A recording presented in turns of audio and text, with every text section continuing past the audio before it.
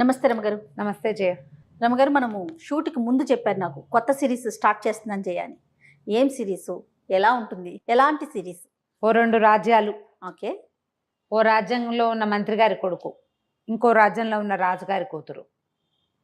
ఒకడు చావుకు దగ్గర పడతాడు, ఒక అమ్మాయిని ఎత్తుకుపోతారు. వీళ్ళంతా ఎక్కడ కలిశారు? ఓకే. మధ్యలో యుద్ధాలు, కత్తులు, పారిపోటాలు, పట్టుకోటాలు. ఇంట్రెస్టింగ్ అండి. ఓ రాక్షసుడు, ఒక మాంత్రికుడు. ఓహో, రాక్షసుడు కూడా ఉన్నాడా? రాక్షసుడు ఉన్నాడు, మాంత్రికుడు ఉన్నాడు. సూపర్. 2 వేరు రాజ్యాలు. ఒక రాజు గొప్పవాడు, ఒక రాజు కన్నింగు. వీళ్ళంతా ఎలా కలిశారు? ఓకే. ఏదో ఒకటి ఆసక్తికరమైన ఒక కథ. సూపర్. వింటుంటేనే ఆసక్తి పెరిగిపోతుంది. పాతాళ దుర్గం స్టోరీ పేరేంటి? 70s లో వచ్చి ఉంటుంది బహుశా. అది బాగుంటుంది కథ, ఇంట్రెస్టింగ్ గా ఉంటుంది. ఓకే. ఈ పాతాళ దుర్గం కథ ఎట్లా స్టార్ట్ అవుతుందంటే, కుంతల దేశపు మంత్రి కుమారుడు శశికాంతుడు అతని పేరు. ఇతను జయంతుడు, భద్రుడు అనే తన 2 స్నేహితులతోటి వేటకొచ్చాడు. కుంతల దేశానికి చాలా పెద్ద పెద్ద అడవులు ఉన్నాయి రాజ్యాన్ని ఆనుకుని. అయితే ఈ రాజ్యంలో నుంచి అడవిలోకి ధారాళంగా మనుషులు తిరిగే అలవాటు ఉంది వాళ్ళకి. వెళ్తూ ఉంటారు వేటకి తరచుగా. రాజుగారికి అలవాటు ఉంది, మంత్రి కుమారుడు కొంచెం వేట తమకం హెచ్చు అతనికి. ఉత్సాహంగా వెళ్తున్నారు. ఏవో దుప్పులు, లేళ్ళు అవి ఇవి కనపడే కొట్ల వీళ్ళు ముందు పోతున్నారు. ముగ్గురు వీళ్ళు సింహాన్ని కొట్టాలని వచ్చారు. ఓకే. అడవిలో ఒక సింహం తిరుగుతోందని కబురు వచ్చింది. వస్తే ఇంకా రాజుగారు బయలుదేరకముందే వీళ్ళు ఉత్సాహవంతులు యువకులు బయలుదేరారు. వాడు కుర్రాడు, యాక్టివ్గా ఉంటాడు అబ్బాయి. వెళ్ళారు బాగా అడవి లోపలికంటా వెళ్ళిపోయారు. ఒక వాగు అడ్డం వస్తుంది. వాగుకి అవతల వీళ్ళకి సింహం కనపడింది. ఆ వాగు అంత లోతైంది కాదు, దాని బ్యాంక్స్ అంటే గట్లెత్తుగా ఉన్నాయి, నీళ్లు కొంచెం సుమారుగానే ఉన్నాయి. వీళ్ళకి పొడుగాటి వీళ్ళు 6 అడుగుల పైన ఉన్నారు, మోకాళ్ళ దాకా వస్తాయి ఉన్నాయి. కానీ నీళ్లు అదేమి మెళ్ళలోతు నీళ్లు ఈదాల్సినది ఏం కాదు. వీళ్ళు ఈ గట్టున ఉంటే, చెట్ల దగ్గర ఉంటే వాళ్ళకి సింహపు పొలకువ కనపడింది.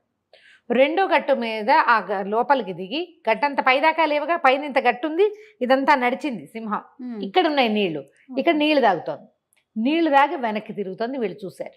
ఉత్సాహంగా ఇతను ఏం చేశాడు, 3 పక్కల నుంచి కాసేద్దాం, గుర్రాలు దిగేసేయండి. 3 పక్కల నుంచి కాయాలంటే దబేలమైన గుర్రాలు వేసుకుని బయలుదేరితే అది పరిగెత్తేస్తుంది సింహం, లేదా తిరగబడుతుంది. వెనకాల అంత శబ్దమైతే ఆగదు కదా. వీళ్ళ శబ్దం కాల, వీళ్ళు గుర్రాలు నిలబెట్టుకుని చూస్తున్నారు. సరే ఏమనుకున్నారు, గుర్రం దిగేసి వెళ్ళబోతే జయంతుడు అన్నాడు. జయంతుడు, భద్రుడు 2 ఉన్నారు కదా. శశికాంత జాగ్రత్త, పక్కది వాగు అవతల కదంబ రాజ్యం. వాగు దాటామా కదంబ రాజ్యంలోకి వెళ్ళిపోతాం, పక్క రాజ్యంలోకి వెళ్ళిపోతాం. లేనిపోని ప్రమాదాలు వస్తాయి మనకి, వద్దన్నాడు. ఓకే. వద్దంటే ఇతనేమన్నాడు శశికాంతుడు, మనం ఏమైనా అక్కడ యుద్ధానికి వెళ్తున్నామా, సింహాన్ని కొట్టి వచ్చేస్తాం. దొరికి రెడీగా కనపడుతుంటే దాన్ని ఎట్లా వదిలిపెట్టేస్తాం? మనం అక్కడ సరిహద్దులు దాటడానికి వెళ్ళటల్లా, అక్కడి నుంచి చెట్టు చేమ కొట్టుకురాం, అక్కడికి రాజ్యంలోకి వెళ్ళాం. జస్ట్ వాగు దిగామంటే దొరికేస్తుంది సింహం. అంతే, 2 దెబ్బలు కొట్టి వచ్చేస్తాం. ఇంతలో పక్క నవ్వాడు భద్రుడు. వాడు ఏమన్నాడంటే, అంతగా సింహాన్ని కొట్టేశామనుకో, సింహం మాంసాన్నేమో కదంబ రాజుకి, చర్మాన్నేమో కదంబ రాజు కూతురు కాంతసేనకి పంపిద్దాం. సింహం చర్మాలు పంపిస్తే దాంట్లో అది గడ్డి కూరి నిజం సింహంలాగా పెట్టుకుంటారు కదా, మనకల్లా కొట్టాలి, దాన్ని ఇంటికి తెచ్చుకునే ప్లాన్ కూడా లేదు మనకి. సరే దిగేశారు. జయంతుడు ఆపుదామని ట్రై చేశాడు. మామూలుగా ఫ్రెండ్స్ ఇలాంటి వెళ్ళేటప్పుడు 2 ఫ్రెండ్సో 3 ఫ్రెండ్స్నో ఎవరినైనా తీసుకెళ్తే ఒకడు మంచి సలహా చెప్తాడు, ఒకడు ప్రోవోక్ చేస్తాడు, ఇంకోడు న్యూట్రల్గా ఉంటాడు. ఇక్కడ ఉన్న వాళ్ళిద్దరు. జయంతుడు ముందే వద్దని చెప్పాడు, వార్న్ చేశాడు, ఇది ప్రమాదం, సరిహద్దులు దాటకూడదు. సరిహద్దులు దాటకూడదు, అది నియమం. నువ్వు వేటకెళ్ళు, పువ్వు కోయటానికి వెళ్ళి వెళ్ళకూడదు అట్లా. మనం ఇప్పటికీ అదే కదా చూస్తున్నా. 2వ వాడు అంతగా ఏమవుతుంది, కొట్టొచ్చేస్తాం, కావాలంటే సింహాన్ని వాళ్ళకే ఇచ్చేద్దాం అని ఈ వేట ఉత్సాహాల్లో ఉన్న వాడిని ఎంకరేజ్ చేశాడు. ఇంకేముంది, దిగేసేసారు. దిగేసి ఆ మోకాళ్ళ వంటి ఉన్నటువంటి నీళ్ళని వాగుని దాటారు నిశ్శబ్దంగా. దాటడమే బాణాలు సంధించారు దాని మీదకి. మెడకొకడు వేశాడు. 2-3 పక్కల నుంచి వచ్చారు కదా, వీళ్ళు ఏం చేశారంటే, కొంచెం అటుపక్క నుంచి వెళ్ళిన వాళ్ళిద్దరు ఏమో కాస్త గబగబా దాటేసి సింహం ముందు ఏ పక్కకి అది హెడ్ అవుతుందో ఆ పక్కకి వెళ్ళిపోయారనమాట. అటు నుంచి కొట్టారు, ఇటు నుంచి కూడా కొట్టారు. ఆ సింహం అది ఎప్పుడైతే దెబ్బ తగిలిందో అది వెనక్కి తిరిగింది వీళ్ళ మీద పడ్డానికి. ఓకే. వాళ్ళిద్దరివి దెబ్బలు గట్టిగా తగల్లా, దానికి బాణాలు తగిలినాయి. కానీ ఈ వెనకాల ఉన్నవాడు కరెక్ట్గా చూస్తాడు, దాని బ్యాక్ పార్ట్ వీడికి కనబడుతోంది క్లియర్గా. వీడు కొట్టింది తగిలేసింది. తగలంగానే అది పెద్దగా అరుస్తూ గర్జిస్తూ ఇటు తిరిగింది మీదకి దూకపోయింది. ఎదురు బదురు అయ్యాడు కదా, ఎదురు బదురు అవ్వగానే ఇంకా కరెక్ట్గా వెళ్తుంది బాణం. ఎక్కడో ఉన్నదాన్ని కొట్టడం కష్టం, ర్యాండమ్గా వేస్తారు. ఎదురుగా కనిపిస్తుంది దాన్ని ఈజీ కదా. బాణం వేసాడు, దాని కుత్తుకలోకి బాణం దిగుతూ ఉండగానే ఎక్కడి నుంచో వచ్చింది పెద్ద బల్యం ఏనుగు ఈ సింహం ముఖంలోకి దిగిపోయింది. మెడ దగ్గర ఇట్లా దవడల దగ్గర దిగటం ఏంటి, టప బాణాలు వచ్చేసినాయి. సింహాన్ని కొట్టేసి కొట్టు చంపు అని అరుపులు, బాణాలు. బాణాల్లో జయంతుడికి తగిలింది, భద్రుడికి తగిలింది, శశికాంతుడికి కూడా తగిలేసింది. ముగ్గురు పడ్డారు. కానీ భద్రుడు వాడు ఎంకరేజ్ చేశాడు. ఒకే ఒక్క పరుగుతోటి దీని బాటను దాటేశాడు, వైపుకి వచ్చేసాడు, సరిహద్దు దాటేశాడు. ఆ వాగులో పడ్డాడు. పడేసరికల్లా వాడి మొహం నీళ్ళలో పడంగా అని తేరుకున్నాడు. తేరుకోవటం ఏంటి, ఇక ఒకటే పరుగు. ఈ పరుగు తీసిన వాడు ఒక గుర్రాన్ని ఎక్కేశాడు, తప్పించేసుకున్నాడు వాడు పరుగు. ఈ పడిపోయిన వాళ్ళలో జయంతుడు వెంటనే స్పాట్ డెడ్. అయ్యో. శశికాంతుడికి గట్టిగా తగిలినాయి దెబ్బలు. బతికున్నాడు స్వల్పంగా, బతికే ఛాన్స్ అయితే లేదు. ఈ కొట్టేసిన మొత్తం జనం దగ్గరకు వచ్చేసారు. కొట్టిన వాడెవడు, కదంబ రాజు ఉగ్రసేనుడు. అతను కూడా వేటకొచ్చాడు. ఈ సింహం కోసమే వెతుకుతున్నాడు అతను. సింహం దొరికింది. దాంతోపాటు ముగ్గురు ఎవరో తమ బాట దాటి తమ దారి దాటి లోపలికి వచ్చింది తెలిసింది. కానీ ఆ పక్కనున్న సైన్యాధిపతి గుర్తుపట్టేశాడు. వీడు మన కుంతల రాజ్యపు మంత్రి గారి కొడుకులాగా ఉన్నాడు, కానీ వాడెవడో పారిపోతున్నాడు. మనం వాంటెడ్లు ఇప్పుడు మామూలుగా ఇలాగా బాటలు దాటి వచ్చిన వాళ్ళని మన సరిహద్దులు దాటితే పట్టుకోవాలి, చంపేయకూడదు. అవును, పట్టి బంధించి జైల్లో పెట్టచ్చు, అవి రూల్స్. తెలిసి కొట్టేస్తే లాగా ఉన్నాడు కానీ అవునో కాదో వీళ్ళకి తెలియదు. మంత్రి కొడుకు దూరం నుంచి కొట్టేశారు, దగ్గరికి వచ్చేదాకా ఆగల. సింహాన్ని కొట్టాక మనుషుల్ని కొట్టవలసిన అవసరమే లేదు, ఒక తెంపరితనంతో చేశారు. పోనీ ముగ్గురు చచ్చిపోతే మాకేమీ తెలియదని మూసేయచ్చు. ఒకడేమో పారిపోయాడు. పారిపోయిన వాడు ఏమవుతాడు, ఎక్కడికి వెళ్ళచ్చు, ఎక్కడికైనా వెళ్తుంది ఇది. అక్కడి నుంచి చూశారు, అటు ఇటు చూశారు, ఇది దాటారు, వాగు దాటి చూశారు. ఈ రాజ్యంలో అడుగు పెట్టారు వాళ్ళు కూడా. చూస్తే అది పట్టుకొని రా వాడిని అన్నారు. పట్టుకొని రానగానే వెనకాలే పరిగెత్తారు. పరిగెత్తేసరికల్లా ఈ భద్రుణ్ణి ఎక్కించుకున్న గుర్రం, వాడి సొంత గుర్రం, అది ఆ బాట అలవాటు దానికి. వీళ్ళు వాహ్యాలకి ఒట్టిగా తిరగడానికి ఇక్కడికి వచ్చే అలవాటు ఉంది. గుర్రానికి దారి తెలుసు, అది వెర్రెత్తినట్టు పరిగెత్తేసింది. 2 గుర్రాలు ఈ కంగారుకి దాన్ని అనుసరించినాయి, మిగిలిన 2. కానీ శశికాంతుడి గుర్రం ఒక చోట, దాని కళ్ళే ఉంది కదా, అది ఒక చెట్టుకు తగులుకుని అది అక్కడ ఉండిపోయింది. ఒక మనిషిని ఎక్కించుకున్న గుర్రం, రెండో గుర్రం 2 పరిగెత్తేసి, శశికాంత్ గుర్రం మాత్రం ఉండిపోయింది. ఉండగానే వీళ్ళు గుర్రం దగ్గరకు వచ్చేసి అది పంచకళ్యాణి. పంచకళ్యాణి గుర్రం అంటే అది ఒక స్పెషల్ గుర్రము. రాజుగారు లేదా మంత్రి, రేర్గా సైన్యాధిపతి వాడతారు. రాజుకి పిల్లలు లేరు, ఆయన మంత్రి కుమారుడే, ఆయన కుమారుడుగా ట్రీట్ చేయబడతాడు.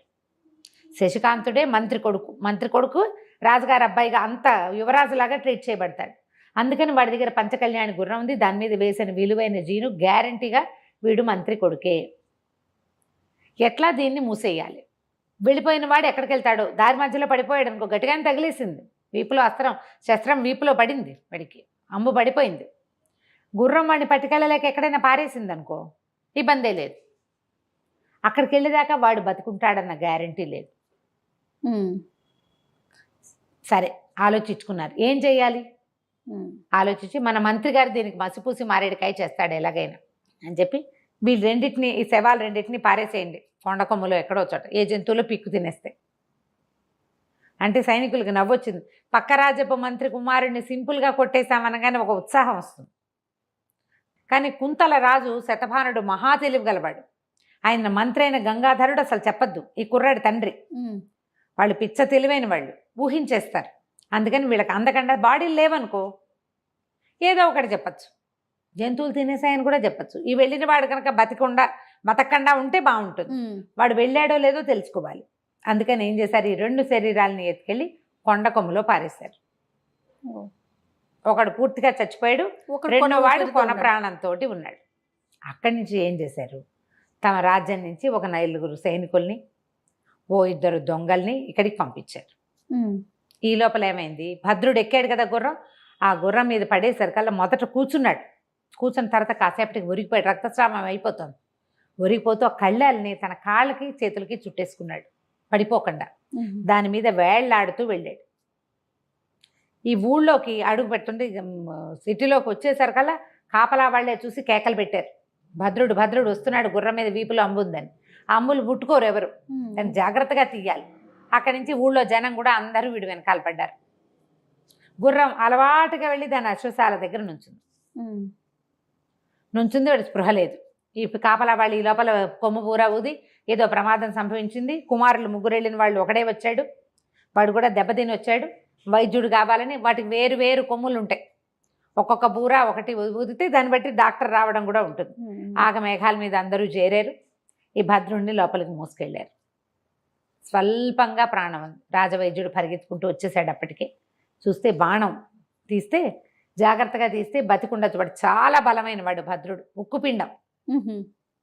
వెనకాల దిగింది, ఫ్రంట్ నుంచి కాదు దిగింది, వెనక నుంచి. అది గుండెని టచ్ చేసిందా, లంగ్స్ని టచ్ చేసిందో తీస్తే కానీ తెలియదు. నెత్తురైతే కారిపోయింది, స్పృహలో లేడు. బెదిరాడు కూడా, దెబ్బే కాదు ప్రాణభయం, బెదిరాడు. శశికాంతుడు చచ్చిపోయాడనే సంగతి అర్థమైపోయింది వాడికి. దాంతో ఇంకా అధైర్యం వచ్చేసి ఇంకా స్పృహలో రాలేదు. సరే అక్కడి నుంచి అంబు బయటికి తీశారు. చెప్పాడు వైద్యుడు, కొంచెం ఉంది ప్రాణం, ప్రయత్నం చేద్దాం అని చెప్పి ఆ చొక్కా అవి తీశారు. ఆ బాణం తీయగానే ఒక సైనికుడికి ఇచ్చి దీన్ని శుభ్రంగా కడిగి పట్టుకురమ్మని. ఆ బాణాన్ని బట్టి ఎవరిది ఏంటని చూసుకోవాలి. దుఃఖం వచ్చేస్తోంది. శతభానుడు ఆశ్చర్యపోయాడు. 3 పిల్లలు వెళ్తే ఒకడే తిరిగి వచ్చాడు, వీడు కూడా దెబ్బతిని తిరిగి వచ్చాడంటే వాళ్ళిద్దరూ ఏమైనట్టు? ప్రాణాలతో ఉన్నారన్న ఆశ లేదు. ఒకడు పారిపోయి వచ్చేసాడంటే, దెబ్బ తగిలి వచ్చాడంటే అక్కడ పడిపోయారనమాట వాళ్ళు. అక్కడి నుంచి ఇంకేమైనా గుర్రాలు వస్తున్నాయేమో చూడండి అన్నారు. ఎక్కడా ఏమీ లేదు. ఆ బాణాన్ని కడిగి తీసుకొచ్చాక చూస్తే అది ఉగ్రసేనుడిది అనేది స్పష్టంగా తెలుస్తోంది. వీళ్ళు మన అడవిలో ఉండగానే కొట్టారా, వీళ్ళు ఏమైనా వాగు దాటారా? వీడికి స్పృహస్తే కానీ తెలీదు. పైగా దాని మీద క్లియర్గా రాజముద్ర ఉంది. అది రాజు వాడే బాణం, రాజే స్వయంగా కొట్టాడంటే వీళ్ళు వేటకెళ్ళారు, వాడు కూడా వేటకు వచ్చి ఉండాలి. వీళ్ళని తెలిసే కొట్టుండాలి. రాజు ఎప్పుడు బాణం వేస్తాడు? సైనికులు కదా బాణాలు వేసేది. రాజు ముందు యుద్ధానికి రాడు కదా. మనం చెస్లో కూడా చూస్తాం, కూర్చుని ఉంటాడు. అందరూ యుద్ధం చేశాక చివరికి దిగుతాడు. అడవిలో ఇట్లా కేవలం చిన్న బాణాలతో యుద్ధం వేటాడడానికి వెళ్ళిన కుర్రాళ్ళని కొట్టాడంటే కావాలని చేశాడు. సైనికుల కంటే ముందు అతని బాణం వీడికి ఎట్లా తగిలింది? వీళ్ళు 100 మంది లేరు, ఉన్నది 3. దీని మీద బాగా ఆలోచించారు. ఇంతలో కొంచెం చీకటి పడేశారు కల్లా ఒక వార్త వచ్చింది. ఎవరో వచ్చారు ఇక్కడి నుంచి అని, కదంబ రాజ్యం నుంచి దూతలు వచ్చారు అనేసరికి దూతలు కంగారుగా ఉన్నారా, హైరాన్గా ఉన్నారా, నార్మల్గా ఉన్నారా? కాదండి, 4 సైనికులు వచ్చారు, 2 పెడరెక్కలు విడిచి కట్టి తీసుకొస్తున్నారు, వాళ్ళతో పాటు ఉన్నారు, వాళ్ళంతా కూల్గానే ఉన్నారు. సరే రమ్మను మాట్లాడదామన్నారు. ఆ దూతలు వాళ్ళు పెడరెక్కలు విరిచి కట్టి పెట్టుకున్నటువంటి 2 గ్రామస్తులు, 2 వ్యక్తులు, వాళ్ళిద్దరిని వీళ్ళ ముందు ప్రజెంట్ చేశారు. ఏం చేశారో వచ్చే భాగంలో చూద్దాం. అలాగే రమ్మగారు, కానీ చాలా ఇంట్రెస్టింగ్ అనిపిస్తుంది. స్లోగా కూడా చెప్తున్నాను నేను. అవును, డీటెయిల్డ్గా చెప్తున్నాను, స్టెప్ వైజ్గా వెళ్తున్నాము, బాగుంటుంది కదా. తప్పకుండా. నమస్తే. నమస్తే. నమస్తే రమ్మగారు. నమస్తే జయ. మనం పాతాళ దుర్గం సిరీస్ చేస్తున్నాం కదా, నెక్స్ట్ ఎపిసోడ్ అండి. నెక్స్ట్ ఎపిసోడ్లోకి వచ్చాం. కదంబ రాజ్యం నుంచి 4 సైనికులు 2 ఎవరినో కట్టి పట్టుకొచ్చారు. ఇక్కడ కుంతల దేశంలో ఉన్న రాజుగారు, మంత్రి గారు ఇద్దరు ఆలోచిస్తున్నారు, వీడేమిటి రాజు కావాలని చేశాడా, కదంబ రాజ్యం రాజు కావాలని చేశాడా, లేకపోతే యుద్ధానికి సన్నద్ధమైపోయి వచ్చేస్తూ ఏదైనా ఈ పని చేశాడా, ఇదొక చేతావని కింద మనకి ఏదైనా ఒక భయపెట్టడానికి చేశాడా, ఏమిటి అనేది వాళ్ళకి అర్థం కాలే. భద్రుడు లేస్తే కానీ జరిగింది ఏమిటో తెలియదు. ఇంతలో వీళ్ళు 4 వచ్చారని కబురు వచ్చింది. దూతలు ప్రశాంతంగానే ఉన్నారు, వాళ్ళేం హైరానగా లేరు. ఇప్పుడు సడన్గా ఏదైనా దుర్వార్త పట్టుకొచ్చిన వాడు ఎట్లా రావాలి? ఆఘాల మీద నురుగులు కమ్ముతూ కంగారుగా మనుషుల్లో హైరానగా ఉండాలి. వీళ్ళు ప్లాన్డ్గా వచ్చినట్టు కనపడుతున్నారు. అడిగాడు కదా ఎలా ఉన్నారు ఏమిటి అని. వీళ్ళు సరే మొత్తం అంతా సభలోకి వెళ్ళారు. రాజుగారు శతభానుడు సింహాసనం మీద కూర్చున్నాడు. గంగాధరుడు ఎవరు మీరు ఏమిటి అని అడిగాడు మంత్రి. అడిగేసరికి వాళ్ళు ఏం చెప్పారంటే, మేము కదంబరాజ్యం నుంచి వచ్చాం, మరి ఒక ప్రత్యేకమైన విషయం చెప్పడానికి వచ్చామండి. అనుకోకుండా మంత్రి గారి అబ్బాయి, అతని స్నేహితులు, ఎలా జరిగిందో తెలియదు కానీ సరిహద్దులు దాటి వచ్చేశారు. వీళ్ళిద్దరూ, ఈ కట్టేసి ఉన్న వ్యక్తులు ఇద్దరు దొంగలు, నేరస్తులు, కరుడుగట్టిన వాళ్ళు. ఒకడు భ్రాతృహంత, ఇంకోటి పితృహంత. ఒకడు అన్నయ్యని చంపేశాడు, ఇంకోటి నాన్నని చంపేశాడు. దుర్మార్గులైన వీళ్ళిద్దరూ మంత్రి గారి అబ్బాయి మీద దాడి చేశారు. ఎందుకంటే ఆయన ఆభరణాలు, ఆయన గుర్రము, ఆయన జీను అవన్నీ చూసి దొంగతనం కోసం వాళ్ళ ముగ్గురి మీద దాడి చేసి మరి నగలు వలుచుకున్నారు. దాడిలో చాలా దుర్ఘటన జరిగిపోయింది. వీళ్ళని మేము పట్టేసుకున్నాం. వీళ్ళు అసలు కారాగారంలో ఉన్న వాళ్ళు తప్పించుకుని ఈ పని చేశారు. కాబట్టి మీకు అది తెలియచేయమని, అనుకోని ఒక దుర్ఘటన జరిగిందని మీకు అది తెలియచేయమని పంపించారు. కథ బాగా అల్లారు కరెక్ట్గా. సరే, ఈయన గంగాధరుడు ఏం చేశాడు, ఇట్లా దగ్గరికి వెళ్ళి వాడి కట్టు విప్పిపోయాడు. వీళ్ళేమో వద్దు వద్దన్నారు. వద్దండి, కట్లు విప్పడానికి కాదు, మరి వీళ్ళకి యాక్చువల్గా నిజానికి మేము ఉరిశిక్ష వేశారు మా రాజుగారు. ఉరిశిక్ష అమలు చేసే లోపల వీళ్ళు పారిపోయారు, ఈ పని చేశారు. మీకు ఈ వార్త చెప్పి వీళ్ళని మీకు చూపించి తర్వాత మీ రాజ్యం నుంచి బయటికి వెళ్ళేటప్పుడు మర్రి చెట్లు ఉన్నాయి కదా, అక్కడ వీళ్ళని ఉరేయమని మా రాజుగారి ఆజ్ఞ. కాబట్టి వీళ్ళని మేము ఇక్కడ వదిలిపెట్టాం. సరే మీరు వెళ్ళండి, మేము వీళ్ళని చూసుకుంటాం అనడానికి ఇక వీల్లేదు. వీళ్ళని మీకు అప్పచెప్పడానికి రాలేదు, మా రాజుగారు కుదరదన్నారు. వీళ్ళని మేమే ఊరేసేస్తాం. ఇప్పుడు వీళ్ళని పట్టుకెళ్ళి ఊరేసేస్తే మంత్రి గారి అబ్బాయిని, అతని స్నేహితుల్ని హత్య చేసిన హంతకులకి శిక్ష పడిపోయినట్టు. నిజాలు ఎప్పటికీ తెలియదు. సరే, ఈయన ఏమన్నాడు అంటే, మాకు వీళ్ళని అప్పచెప్పరా అన్నాడు. అప్పచెప్పమంటే వీళ్ళు ఆల్రెడీ శిక్ష పడ్డవాళ్ళు, ఒకడు భ్రాతృహంత, ఇంకొకడు పితృహంత అనేసరికి దుర్మార్గులారా అని అరిచాడు. వాళ్ళల్లో ఒకడు. రెండోవాడు తలకాయ దించుకుని ఉన్నాడు, నోటించి మాట్లేదు. అరిచేసరికల్లా ఈ సైనికుల్లో ఒకడు గబుక్కుని వాళ్ళ దగ్గరికి వెళ్ళాడు. నోరు మూయించడానికి వెళ్ళినట్టుగా ఉన్నది కానీ ఏమన్నాడు, బరే మీ పెళ్ళం పిల్లల సంగతి గుర్తుంది కదా అన్నాడు. ఆనంగానే వాడు నోరు మూసుకున్నాడు. మేము వెళ్ళొస్తాం మహారాజా అని చెప్పారు. మాకు వాళ్ళ తాలూకు దేహాలు అవి లభించలేదు, అదంతా ఈ సింహం తిరిగే చోటు అని చెప్పి వెళ్ళొస్తామని బయలుదేరారు. రాజు మంత్రి ఒకళ్ళ మొహాలు ఒకళ్ళు చూసుకున్నారు. సరే వెళ్ళిపోనిద్దాం అనుకున్నారు. వాళ్ళు ఇట్లా గడప దాటగానే చెప్పాడనమాట, వీళ్ళని చూడండి అని సైగ చేశాడు. కొంతమంది బయట ప్రాసాదానికి బయట వైపు ఉంటారు కదా, వాళ్ళు దూరబీన్తో వీళ్ళని చూస్తున్నారు. రాజు మంత్రి మాట్లాడుకున్నారు. ఏమిటి వీడి ఎత్తు, ఎవరో ఇద్దరు ముగ్గురు శస్త్రాస్త్రపాణులుగా ఉన్నవాళ్ళని మంత్రి కుమారుణ్ణి చంపగలుగుతారా దొంగలు? పైగా ఒకడు మన దగ్గరికి వచ్చాడు, వాడి భుజంలో ఉన్న బాణమేమో రాజు బాణం. ఆ బాణం తెచ్చి వీడిని ఎట్లా కొడతారు? పైగా వాళ్ళు ముగ్గురు కుర్రాళ్ళు, వీళ్ళు ఒక్కరవ నడి వయసుగా ఉన్నారు. పెళ్ళాం పిల్లలు ఉన్నవాళ్ళు అంటే కుర్రాళ్ళు కాదు, వీళ్ళు కనపడుతున్నారు ప్రౌఢులు, బాగా 35-40 సంవత్సరాలు ఉన్నాయి. వాళ్ళేమో కత్తుల్లాగా ఉన్న కుర్రాళ్ళు, వాళ్ళు ముగ్గురు, వీళ్ళిద్దరు. గుర్రాలు ఉన్నాయి, మరి వేటకు బయలుదేరారు, ఆయుధాలు ఉన్నాయి. ఇది నమ్మడానికి వీల్లేదు. వాళ్ళే ఏదో చేసి ఇలా మసిపూసి మారేడుకాయ చేస్తున్నారు. వీళ్ళు ఇప్పుడు పరిగెత్తుకుంటూ ఎందుకు వచ్చారు? భద్రుడు లోపలికి వచ్చిన సంగతి బయట తెలిసి ఉండదు. ఒకటి మొదట ఊళ్ళోకి రాగానే తెలిసిపోయింది. ఒక కుర్రాడు వచ్చాడు, వాడు గుర్రం మీద వచ్చాడు, వాడు బతుకున్నాడో లేదో చూస్తూ ఉంటారు వీళ్ళు అని చెప్పి వెంటనే ఏం చేశారు, ఒక చిన్న కాగితం రాసి ఇది పీలర్ లాగా పంపించేస్తారు ఊరంతా. భద్రుడికి శస్త్రం చేస్తుండగా, అంటే ఆపరేషన్ చేసి బాణం తీస్తుండగా చచ్చిపోయాడు అని. భద్రుడు లేడు.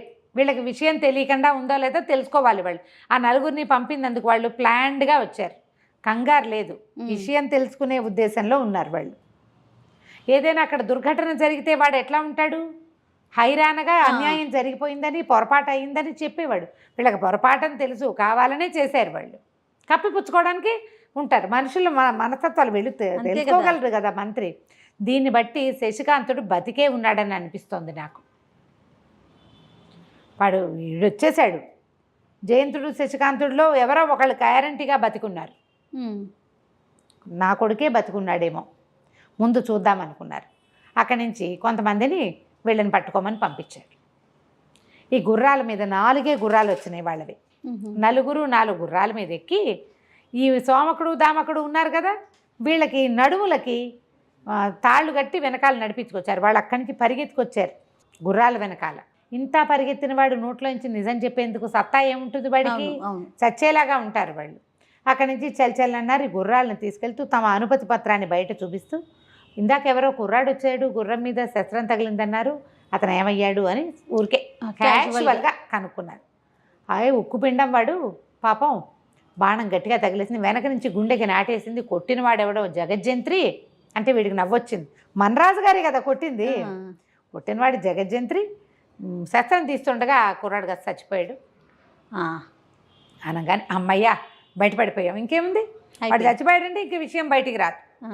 దాంతో నిదానంగా బయలుదేరి గుర్రాల మీద దగ్గరికి వచ్చేసరికల్లా వాళ్ళు ఈ మర్రి చెట్ల దగ్గరికి రాగానే వాళ్ళు మాట్లాడుకోవడం మొదలుపెట్టారు. ఒరే మనం గెలిచేశానరా, మన మంత్రి గారు చూడు, ఆయనకి దారాలు ఇస్తే చాలరా వలాలు లేస్తాడు, ఎంత తెలివిగా చేశాడు చూడు, శుభ్రంగా గోడ కట్టినట్టు కట్టేశామా, మనం ఇంటికి వెళ్ళంగానే అన్నీ మనకి శుభశకునాలే, ఇంటికి వెళ్ళేసరికి బోళ్ళంత డబ్బు మన ఇంట్లో కురిసిపోతుంది, ప్లాన్డ్గా అంతా చేసుకొచ్చాం అనగానే పక్క పక్క పక్క పెద్ద నవ్వు వికృతంగా వినపడింది.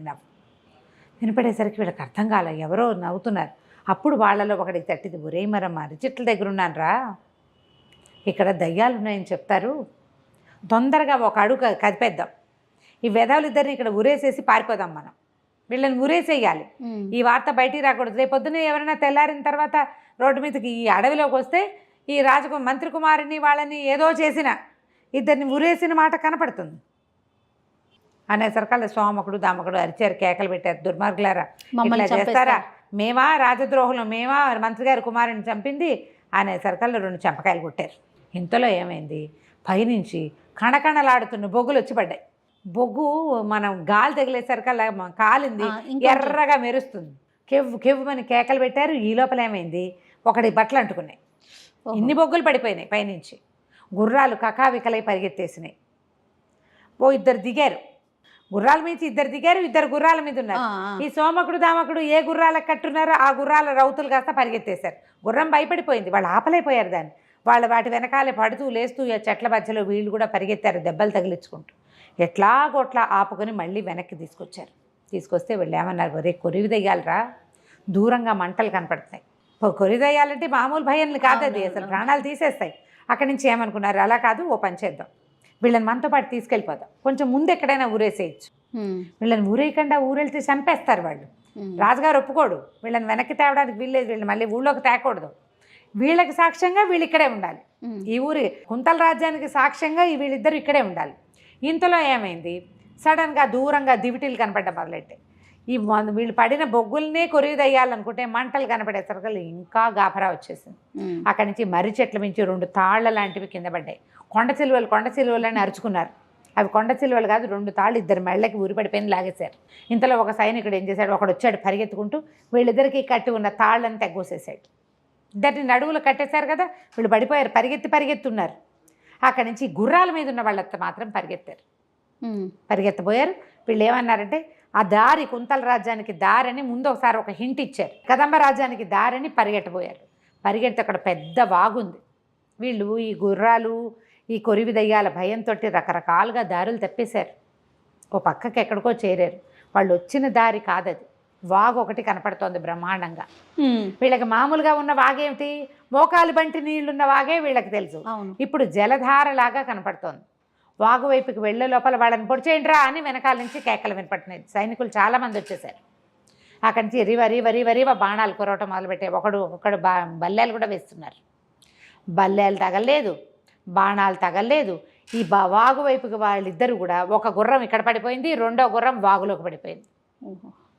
వాగులోకి పడిపోయారు, కానీ ఎక్కడ రక్తపు చారలు లేవు, తగల్లా బాణాలు. ఈ ఊరేసేసిన వాళ్ళిద్దరూ ఊరి పడిపోయి ఇదైపోయారు. ఇంతలో అక్కడికి సైన్యాధిపతి వచ్చాడు.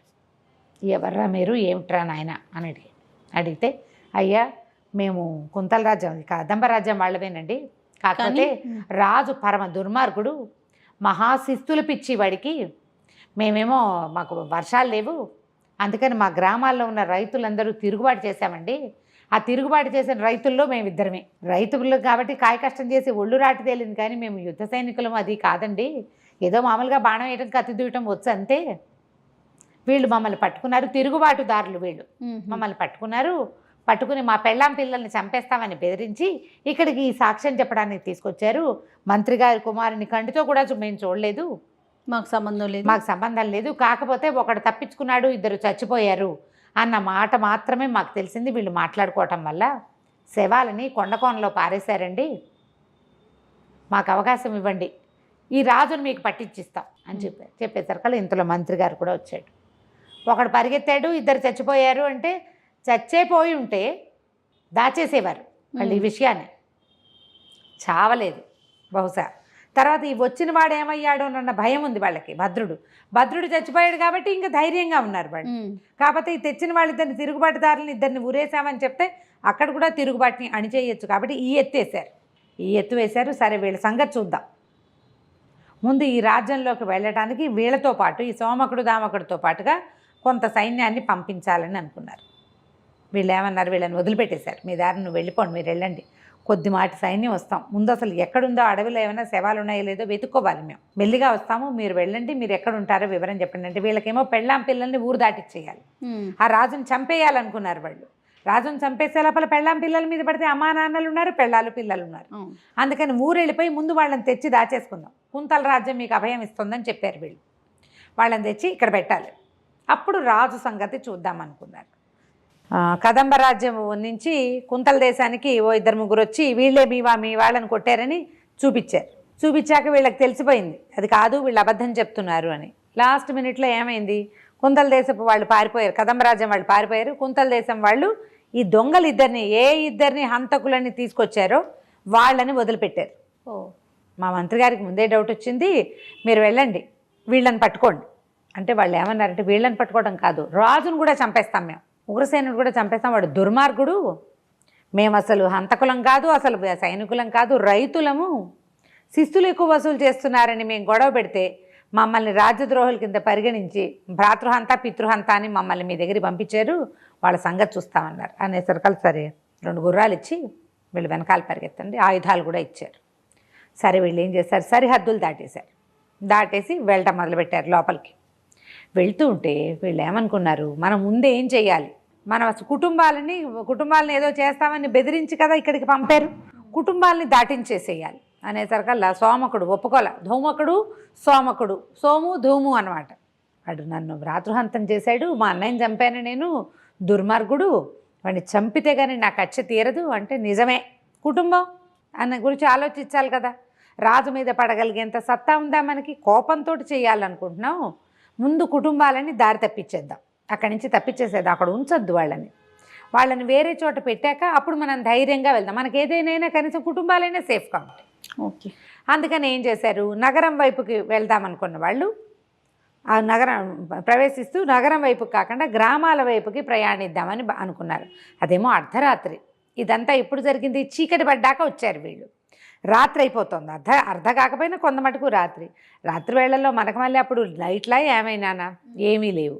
సరే ఏమనుకున్నారు, అసలు నగరంలో ఏమైనా ఇప్పుడు వీళ్ళని పంపించారు, పారిపోయిన వాళ్ళిద్దరు ఇప్పుడు వీళ్ళ దగ్గర నుంచి కుంతల సైనికులు ఇద్దరు పారిపోయారు కదా, కదంబ రాజ్యం కుంతలం కాదు కదంబ వాళ్ళు ఇద్దరు పారిపోయారు, వాళ్ళు ఏమయ్యారో తెలియదు అని చెప్పి చెట్టు ఎక్కి చూద్దామనుకున్నారు. ఏవో గుర్రాలు వెళ్తున్నది తెలుస్తుంది కదా, చెట్టు ఎక్కేసరికల్లా దూరంగా దివిటీలు కనపడుతుంది. సోమకుడికి మంచి ఉత్సాహం, ఒరే దివిటీలు కనపడుతున్నాయిరా, మనవాళ్ళే ఏమైనా ఎగిసి రాజు మీద పడ్డారేమో, ఎవరు వీళ్ళు కొంతమంది తిరుగుబాటుదారులు ఉన్నారు కదా, మన వాళ్ళకంత సీన్ లేదంటాడు రెండోవాడు. అదేమిటో చూద్దామనుకున్నారు. అక్కడి నుంచి ఇంకా కొంచెం ముందుకు ప్రయాణిస్తే అది ఎట్లా కనపడుతోంది, కోట గోడల మీద నుంచి దివిటీలున్న బాణాలు బల్లేలు అవి పడుతున్నాయి బయటికి. ఏమిటో అల్లకల్లోలంగా ఉంది, వీళ్ళకి అసలు అర్థం కాల. ఇప్పుడు పోరాట యోధులు ఎవరైనా ఉన్నా వీళ్ళంతా రైతులు, వీళ్ళు బల్లేలకి వాటికి వీటికి ఎగిసి ముందుకెళ్ళేంత అంత సాహసం ఉన్నవాళ్ళు కాదు, ఏదో కొంచెం నినాదాలు అవి చేస్తారు, మహా అయితే ఏదైనా కర్ర కథ పుచ్చుకుంటారు, అంతేగాని రాత్రి వేళ పైనుంచి బల్లేలు బరిసెలు తర్వాత కాగడాలు బాణాలు అగ్నివర్షం కురుస్తుంటే దానికి ఎదురొడ్డి నిలిచేంత సాహసం రైతులకేముంటుంది. అవును, అది కాదనుకున్నారు. అసలు అక్కడ ఏం జరిగింది, చీకటి పడంగానే కదంబ రాజ్యం తాలూకు ఇది మూసేస్తారు, కోట గోడ మూసేస్తారు, గోడకి ద్వారం ఉంటుంది, అది పెద్ద అగడుతుంది చుట్టూత, ఒక ద్వారం చెక్క ద్వారం ఇట్లా అగట్ట మీద నుంచి బయటికి పడుతుంది, దాని మీద నుంచి రావాలి. వీళ్ళు ఏం చేస్తారు, చీకటి పడంగానే మూసేస్తారు. ఏదైనా అత్యవసరమైన వ్యవహారం ఉంటే తప్పిస్తే తీయరు. ఈ కోట తలుపుని ఎవడో కొట్టాడు. ఎవరో కొట్టారు తలుపు. కొట్టేసరికల్లా ఎవరు ఏమిటి అన్నారు, తలుపులు తీయమన్నారు. అనేసరికల్లా తీయకపోతే నేను పగలగొట్టుకొస్తానన్నాడు అవతల వాడెవడో. వీళ్ళు ఏమిటి అని తెప్పరిల్లి 2 కాగడాలు ఉన్నాయి వాళ్ళ దగ్గర. ఒక అరడజన కాగడాలు వెలిగించుకొని చూసేసరికల్లా ఒక మహాకాయుడైన వికృతాకారుడైన రాక్షసుడు, వాడికి మొహం మీద 2 కొమ్ములు ఉన్నాయి, ముందుకు 4 కూరలు కనపడుతున్నాయి, ఏదో చర్మం కట్టుకున్నాడు రాక్షసుడు. వాడు తలుపులు పగలగొట్టేశాడు. వీళ్ళు కంగారు పడి చచ్చే లోపలే ఆ మొత్తం చెక్క తలుపంతా పగలగొట్టుకుని బయటకు వచ్చేసాడు. వాడు ఇంచుమించుగా కోట గుమ్మానికి 30కి పైగా ఉన్నాడు. కోట గుమ్మాలు ఎంతంత ఉంటాయి, మామూలు మనుషులు 10 మంది ఒకళ్ళ మీద ఒకళ్ళు ఎక్కితే కరెక్ట్గా గుమ్మం అందుతుంది. వీడు కనీసం 8-9 మంది మనుషులు ఎత్తున్నాడు. బా, ఇంత లావు పెద్ద ముళ్ళ గద వాడి భుజం మీద, రాతి గద, దానికి ముళ్ళున్నాయి.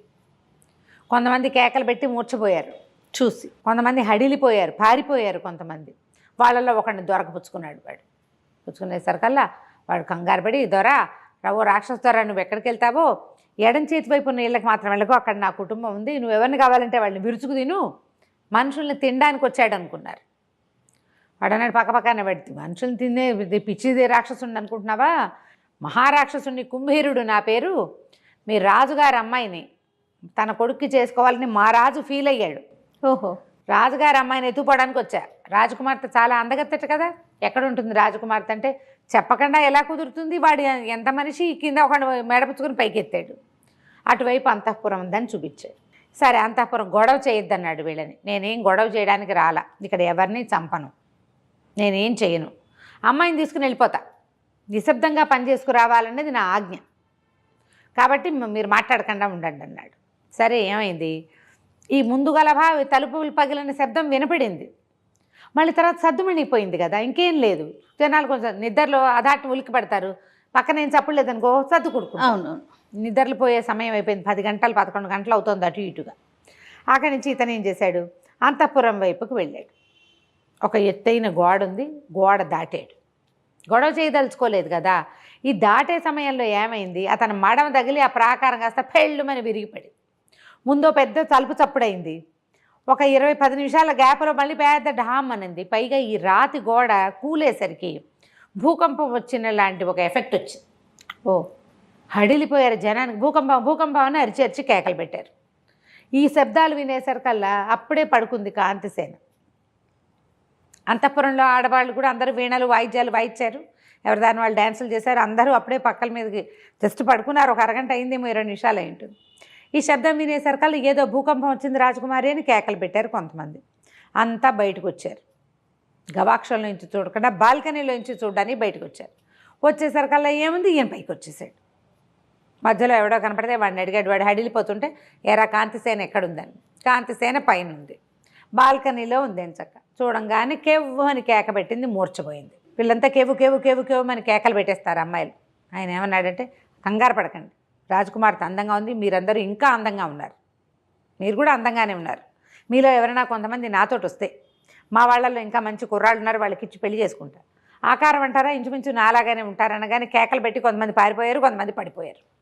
ఈ పిల్లని గుడ్డబొమ్మని భుజాన్ని వేసుకున్నట్టుగా ఈ కాంతిసేనని ఎత్తి భుజాన్ని వేసుకున్నాడు. మెట్లు దిగేశాడు, గోడ దాటాడు. దాటంగానే అక్కడ ఉన్న ఒక 10 మంది సైనికుల్లో 5-6 చూసేశారు. అంతఃపురంలో నుంచి వస్తున్నాడు, వీడి భుజం మీద రాజకుమార్తె ఉంది. కేకలు పెట్టేశారు వాళ్ళు. ఇంకేముంది, రాజకుమార్తెను రాక్షసుడు ఎత్తుకుపోతున్నాడు అనగా ఈయన గబగబా 2 అడుగులు వేసి ఓ చెట్టు కింద దక్కున్నాడు. చెట్టు నీడల్లో నల్లటి వాళ్ళు కలిసిపోతారు. ఈ రాజకుమార్తె భుజం మీద ఉందా, అతని చెయ్యి ఉంది, ఆమె నగలు కూడా ఏం కనపట్టల్లా. నగలు మెరుస్తాయి మామూలుగా, చీకట్లో కనిపించట్లా. చీకట్లో నుంచున్నాడు. జనాలంతా అంతఃపురం వైపు కొంతమంది పరిగెత్తారు, రాజుగారి చెప్పడానికి కొంతమంది పరిగెత్తారు. ఈ సందట్లో ఈయన చల్లగా ప్రాకారం దాటేసి అగట్ట మీద నుంచి ఒక్క దూకేసి అగట్ట మీదకి అట్నుంచి దూకి భుజాన్ని వేసుకుని నడవటం మొదలు పెడతాడు. ఎప్పుడైతే ఈ రాక్షసుడు అగట్ట దాటాడో మొత్తం కబుర్లు తెలిసిపోయినాయి. రాజుగారు బయటకు వచ్చేసాడు. మరి సైనికులందరూ ప్రాకారాలు బురుజులు ఉంటాయి కదా, కోట గోడలు, దాని మీదకి ఎక్కేశారు. ఎక్కేసరికల్లా కేకలు పెట్టారు, అమ్మ పిల్లని ఇంకేముంది, రాజకుమార్తెని తీసుకెళ్ళిపోతాడు. ఈ మూర్ఛపడిపోయిన చెలికత్తెల్లో కొంతమంది ఆయన పెళ్లి చేసుకోవడానికి తీసుకెళ్తున్నాడు అనే ఇన్ఫర్మేషన్ ఇచ్చారు. తనకు కాదు పెళ్ళి, వాళ్ళ రాజుగారి అబ్బాయికి ఇచ్చి. అక్కడి నుంచి ఇంకేముంది, ఉగ్రసేనుడు హడావిడిగా బయలుదేరి మంత్రికి చెప్పాడు, మీరు కోటను జాగ్రత్తగా చూసుకోండి, నేను అమ్మాయిని రక్షించుకొస్తాను అని చెప్పి పంచకళ్యాణి గుర్రాన్ని తెప్పించేసరికల్లా ముందు అసలు ఏం జరుగుతుందో ఎటు వెళ్తున్నాడో తెలియాలిగా. గబగబా ఇద్దరు కలిసి మేడెక్కేసరికల్లా సరే మన వాళ్ళని అగ్ని బాణాలు వేయమనండి, రాక్షసుడు చీకట్లో ఏ పక్కకి వెళ్తున్నాడో కనపడుతుందంటే బాణాలు వేయడం మొదలుపెట్టారు. బాణాలు వేస్తే ఏమవుతుంది, బాణాలు కరెక్ట్గా సినిమాటిక్గా ఓ చోట ఎందుకు పడతాయి, అన్ని పక్కలకి పడతాయా? ప్రజలు ఈ లోపల ఈ సందడి, ఈ గోల, ఈ కేకలు, ఈ మధ్యలో ప్రాకారాలు బురుదులు పడిపోయిన శబ్దాలతోటి చాలామంది బయటకు వచ్చారు. ఏదో భూకంపం వస్తుందని భయం వేస్తుంది చూడు ఎవరికైనా. ఈ అగ్ని బాణాల్లో కొన్ని ఏళ్ళ మీదకి పడేసరికల్లా వీళ్ళు వాళ్ళ కంగారు పడి ఇళ్ళు ఆర్పుకోవడానికి వాళ్ళు పరిగెత్తారు. రాజకుమార్తెను ఎవడు రక్షిస్తాడు, సొంత ప్రాణాలు చూసుకోవద్దు. చూసారా దుర్మార్గులు ప్రజలు, మనకేదైనా అవసరం వస్తే ఇలా మనకేం చేయరు, వాళ్ళే చూసుకో, వాళ్ళ ఇల్లు కాపాడుకోవటం వాడికి అవసరం కాదు అనేసి సరే ఏమన్నాడు, నువ్వు జాగ్రత్తగా ఉండు. ఇక మనం ఏం చేసాము, కుంతల రాజ్యం మంత్రి గారి అబ్బాయిని చంపేశాం. ఆ రాజుని నమ్మడానికి వీల్లేదు, అతను ఏదైనా చేస్తాడు, వాడిని నమ్మడానికి వీల్లేదు. చీకటి మాటను వాడేమైనా మళ్ళీ ఇటు వస్తాడేమో, అసలు ఈ రాక్షసుడు ఎక్కడున్నాడో చూడాలని రాజుగారు బయలుదేరాడు. ఈ మొత్తం సీను ఈ సోమకుడు ధూమకుడు పైన కూర్చుని చూశారు. చూస్తుంటే ఏమైంది, ఇంతలో వాళ్ళు ఏ చెట్టు మీదని కూర్చుని ఉన్నారో ఆ చెట్టు పక్క నుంచి ఎవరో పరిగెత్తినట్టు తెలుసు. ఎవడో పరిగెత్తాడు, మహాకాయుడైన రాక్షసుడు మీద ఉన్న వాడి భుజాల మీద ఉన్న అమ్మాయి. అది అమ్మాయో బొమ్మో బొచ్చుకో వీళ్ళకేం తెలియదు. వాడు 8 అడుగులు 8 మంది మనుషులు ఎత్తున్నాడు, భుజం మీద బొమ్మలాగా కనపడుతోంది, కాకపోతే నగలు కనపడుతున్నాయి, రాత్రి వేళ మెరుస్తున్నాయి. వీడు ఎవరినో ఎత్తుకుపోతున్నాడో తినేస్తాడో ఏం చేస్తాడో తెలీదు. వీడిని మనమేం చేస్తాం, మనకు కావాల్సింది ఎవరు, రాజుగారు రోగం కుదిరింది అనుకున్నారు కానీ ఆడపిల్లని ఎత్తుకుపోతుంటే ఉసూరు అనిపించింది. ఏం చేస్తారు వీళ్ళు, వాడు 8 మంది మనుషులు ఎత్తున్న వాడిని వీళ్ళేం చేస్తారు. ఇంతలో ఏమైంది, అక్కడి నుంచి జనాలు వస్తున్నట్టుది, సందళ్ళు ఏవో తెలుస్తున్నాయి. వీళ్ళిద్దరూ ప్రాణాలు గుప్పెట్లో పెట్టుకుని ఉంచున్నారు. రాజకుమార్తెని కాంతిసేనని ఎత్తుకుపోయాడు. సోమకుడు ధూమకుడు ఇద్దరు చెట్టు మీద కూర్చుని చూశారు. ఇది చూస్తుంటే సందట్లో అట్నుంచి వెలుగు వస్తోంది, నగరం వైపు నుంచి వెలుగు వస్తోంది. రాజు ఏం చేశాడు, కొంతమంది సైనికులను వెంబడి పెట్టుకుని పంచకళ్యాణి గుర్రమెక్కి కూతుర్ని వెతుక్కుంటూ వస్తున్నాడు. దివిటీలు పుచ్చుకుని సైనికులు కొంతమంది వస్తున్నారు. ఇక్కడేమో వీళ్ళు ఈ చెట్టు మీద ఎక్కారు కదా, వీళ్ళు ఎక్కిన చెట్టు వీళ్ళకి అప్పటికి కొంచెం చాలాసేపు అయింది. కొంచెం చూసుకుంటే తెలిసింది, ఆ గుహల వైపుకి దారి తీశాడు ఈ ఎత్తుకున్న రాక్షసుడు. ఈ పిల్లని ఎత్తుకుని వెళ్తున్నాడు కదా, వెళ్ళేసరికల్లా వీడు పరిగెత్తుకొస్తున్నాడు. పరిగెత్తేటప్పుడు ఒక రకమైన హైరాన్ ఉంటుంది, దబదబలాడుతుంది నేల. మనం పరిగెడుతుంటే దమదమ అంటుందా. రాత్రి వేళ చీకట్లో అడవిలో నిర్మానుష్యంగా ఉన్న చోట ఒక మహాను ఆకారం కలిగిన వాడు పరిగెడుతుంటే వాడి అడుగులు చప్పుడు మామూలుగానే దబా దబా వస్తుంది. పరిగెడితే ఇంకెట్లా ఉంటుంది. ఇంతలో ఏమంది, ఎవర్రా మీరు అని లోపల నుంచి కేక వినపడింది. కేక వినపడేసరికల్లా ఈయన ఉలిక్కిపడ్డాడు. ఎత్తుకెళ్తున్నవాడు కుంభీరుడు. నువ్వెవరు అన్నాడు. అనేసరికల్లా నేనెవడినా అని బయటకు వచ్చాడు. ఈ సోమకుడు ధూమకుడు ఇద్దరు చూస్తున్నారు. ఆ లోపల నుంచి వచ్చినవాడు సన్నగా పొడుగాటివాడు, చేతిలో ఒక మంత్రదండం ఉంది. కుంభీరుడంత పొడుగులేడు, కానీ వీడు మహాకాయుడే, సన్నగా పొడుగ్గా ఉన్నాడు. వాడు వస్త్రధారణ, మెడలో పుర్రెల దండ, తర్వాత ఏమో ఈ చేతి దండానికి ఒక పుర్రు ఉంది, దానికి ఒక తమాషా సింహం పుర్రె కాదు, ఓ సింహం లాంటి ఒక మొహం ఏదో ఉంది. అక్కడి నుంచి వీడి బవిరి గడ్డం, జుట్టంతా జటలు కట్టేసి, ఎవడరా నువ్వు, రాక్షసుడిలా ఉన్నావు, ఇక్కడికి ఎందుకు వస్తున్నావు, నేను లోపల ఒక మహావీరుడిని ప్రాణాలు రక్షించే పనిలో ఉన్నాను, ఇవాళ అతన్ని ఇప్పుడే ప్రాణాలు కాపాడుతున్నాను, నువ్వు ఎన్నో రకాల మూలికలు అవి వాడి నేను కాపాడుతుంటే మధ్యలో నీ గోలేమిటి, ఎవడరా నువ్వు, రాక్షసుడి, మనుషులు తినే రాక్షసుడు, ఇక్కడ నీకేం పని అని అడిచాడు. కుంభీరుడికి కోపం వచ్చేసింది. నువ్వెవిడమన్నాడు. నేను కాలశంబరుణ్ణి అని చెప్పాడు. మాంత్రికుడి పేరు కాలశంబరుడు, రాక్షసుడి పేరు కుంభీరుడు. కుంభీరుడు అన్నాడు, నాకేం భయం, నీలాంటి వాళ్ళని చాలామందిని చూశాను అనగానే నువ్వు గోల ఎక్కువగా ఉంది నీదని ఈ కాలశంబరుడు చేతిలో ఉన్న మంత్రదండాన్ని పెడేల్మని విసిరి కొట్టాడు. కొట్టేసరికల్లా ఇది ఈ కుంభీరుడికి మొహాన్ని తగిలేసింది. కొమ్ము విరిగిపోయింది, కళ్ళు తిరిగి పడిపోయాడు. కానీ పడిపోతూ ఈ భుజం మీద ఉందే కాంతిసేన, తను పడిపోతే తన కింద పడితే చచ్చిపోతుంది ఆ పిల్ల.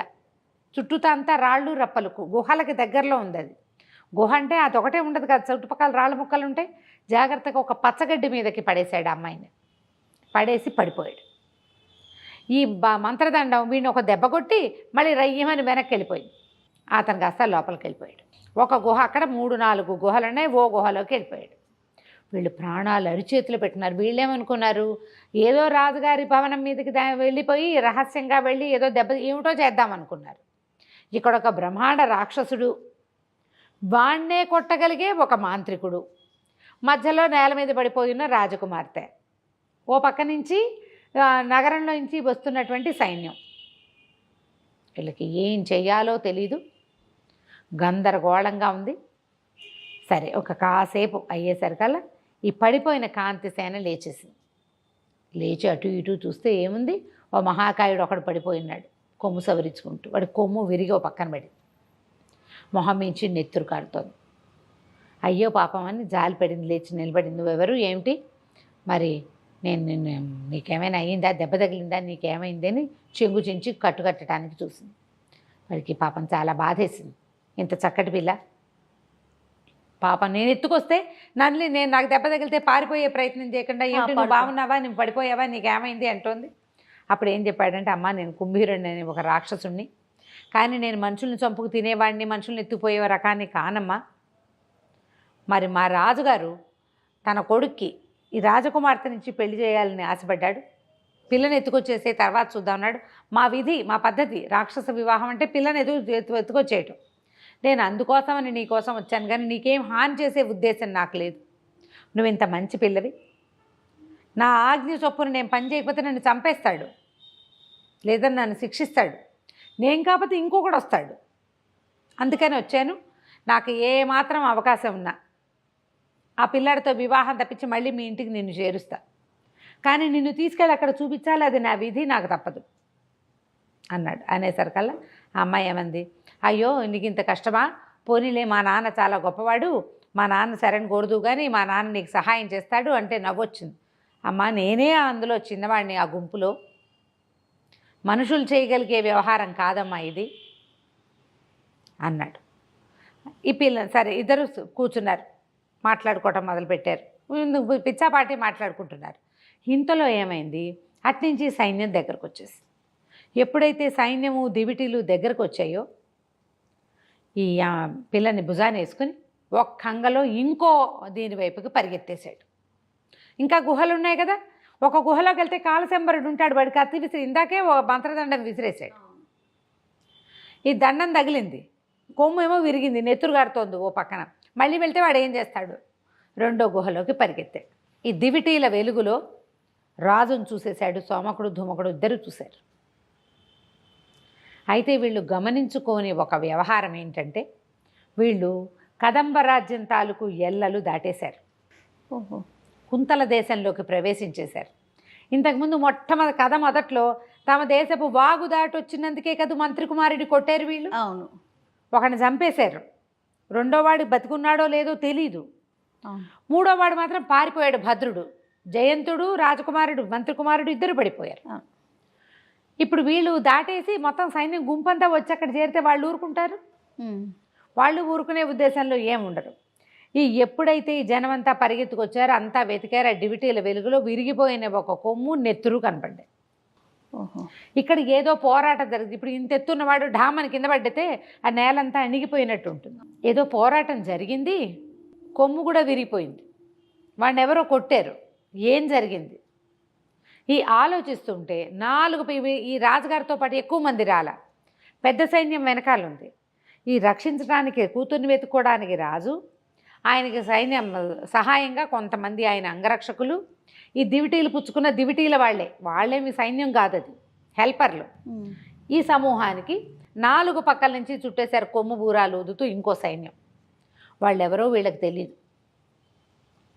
గందరగోళంగా అయిపోయింది. మా రాజ్యంలోకి ప్రవేశించారు కుంతల రాజ్యపు సైనికులు. వాళ్ళతో పాటు ఎవరు వచ్చారు, మంత్రి గారు వచ్చేసాడు. కుంతల రాజ్యపు మంత్రి, ఆయన కొడుకే వీళ్ళకి దొరికినవాడు. మంత్రి అన్ని పక్కల నుంచి పట్టేశారు. యుద్ధం జరిగింది. వీళ్ళు తక్కువ మంది ఉన్నారు, పైగా రాజకుమార్తె అపహరించబడిందన్న దిగులు, రాక్షసుని చూసిన భయం. రాత్రి వేళ తమ రాజ్యం కాదు. వాళ్ళు ఎప్పుడైతే తమకి శత్రు సైనికులు తమ మీదకి వచ్చారో వాళ్ళకి అర్థమైపోయింది, మనం దాటేసాం సరిహద్దు దాటామనగానే తప్పు చేసిన ఫీలింగ్ ఉంటుంది. అవును. దొరికేశారు. కొంతమందిని పెడరెక్కలు విరిచి కట్టేశారు, కొంతమందిని నేల మీద పడదోసి మీద కాలేసి నుంచున్నారు. రాజుగారిని పట్టేశారు. ఓహో. దొరికిపోయాడు. ఆయనకే పెద్ద కత్తులు కటార్లు లేవు, ఆయన రక్షించేందుకు అంగరక్షకులు లేరు, ఉన్నవాళ్ళంతా వీళ్ళు దొరికిపోయారు. ఈ లోపల ఏమైంది, ఈ చెట్టు మీద ఉన్నాడు కదా రాజు, దొరికాడని ఆ సోమకుడు బాణం వేసాడు. అయితే సరిగ్గా గుండెల్లో నాటిపోతుందని అనుకున్నాడు. అప్పుడే ఈయన ఎవడ్రా అని, ఎవరు మీరంతా అని దిగాడు. దిగేసరికి ఇక్కడ నాటాల్సింది పోయి ఇక్కడ నాటేసింది చేతికి. అమ్మో అని కూలబడ్డాడు. అక్కడి నుంచి ఇదేమిటి, ఎవరు పడిపోయారు, ఏం పడిపోయారు, ఎవరు కొట్టారు అన్నీ చూసేశారు కల్లా. ఆ బాణం ఈ లోపల వీళ్ళతో పాటు ఒక రాజవైద్యుడు వచ్చాడు, కుంతల రాజ్యం వాళ్ళతో పాటు. కదంబ రాజ్యం వాళ్ళు తెచ్చుకోవాలి, వాళ్ళు పరిగెత్తుకొచ్చేసారు కదా ఆగమేఘాల మీద. వాళ్ళు ప్లాన్డ్గా వచ్చాడు మంత్రి, ఎందుకంటే తన కొడుక్కి దెబ్బ తగిలిందని భద్రుడు చెప్పాడు. ఒకవేళ పిల్లాడు ఎక్కడైనా శరీరం దొరికితే వైద్యం చేయించడానికి డాక్టర్ వద్దు, ప్లాన్డ్గానే తెచ్చుకున్నారు.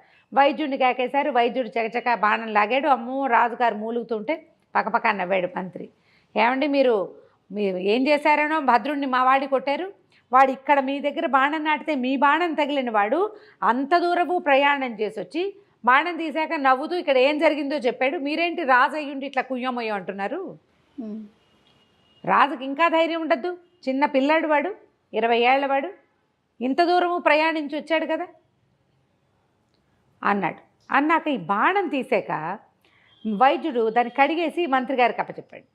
దాని మీద చూస్తే వాళ్ళు ఇచ్చిన బాణం అది. ఇప్పుడు ఏం చేశారు, కుంతల రాజ్యం వాళ్ళు ఇద్దరికి, సోమకుడికి ధూమకుడికి ఇచ్చారు. అనేసరికలు ఇది చూడంగానే వెంటనే ఈయనకి సర్వసైన్యాధ్యక్షుడిని, తర్వాత ఏమో ఒక దండనాయకుడు కేకేశాడు, ఇది చూడండి ఇది మన బాణం కదా అని. అవును, ఈ బాణాలు ఎవరికి ఇచ్చారు, అన్ని లెక్కలుంటాయి వాటికి. ప్రభు, హంతకులని ఇద్దరిని మనకు అప్పచెప్పారు కదా, భ్రాతృహంత పితృహంత అని చెప్పారు, వాళ్ళకి ఇవ్వబడిన బాణం ఇది, వాళ్ళకి ఇచ్చాం.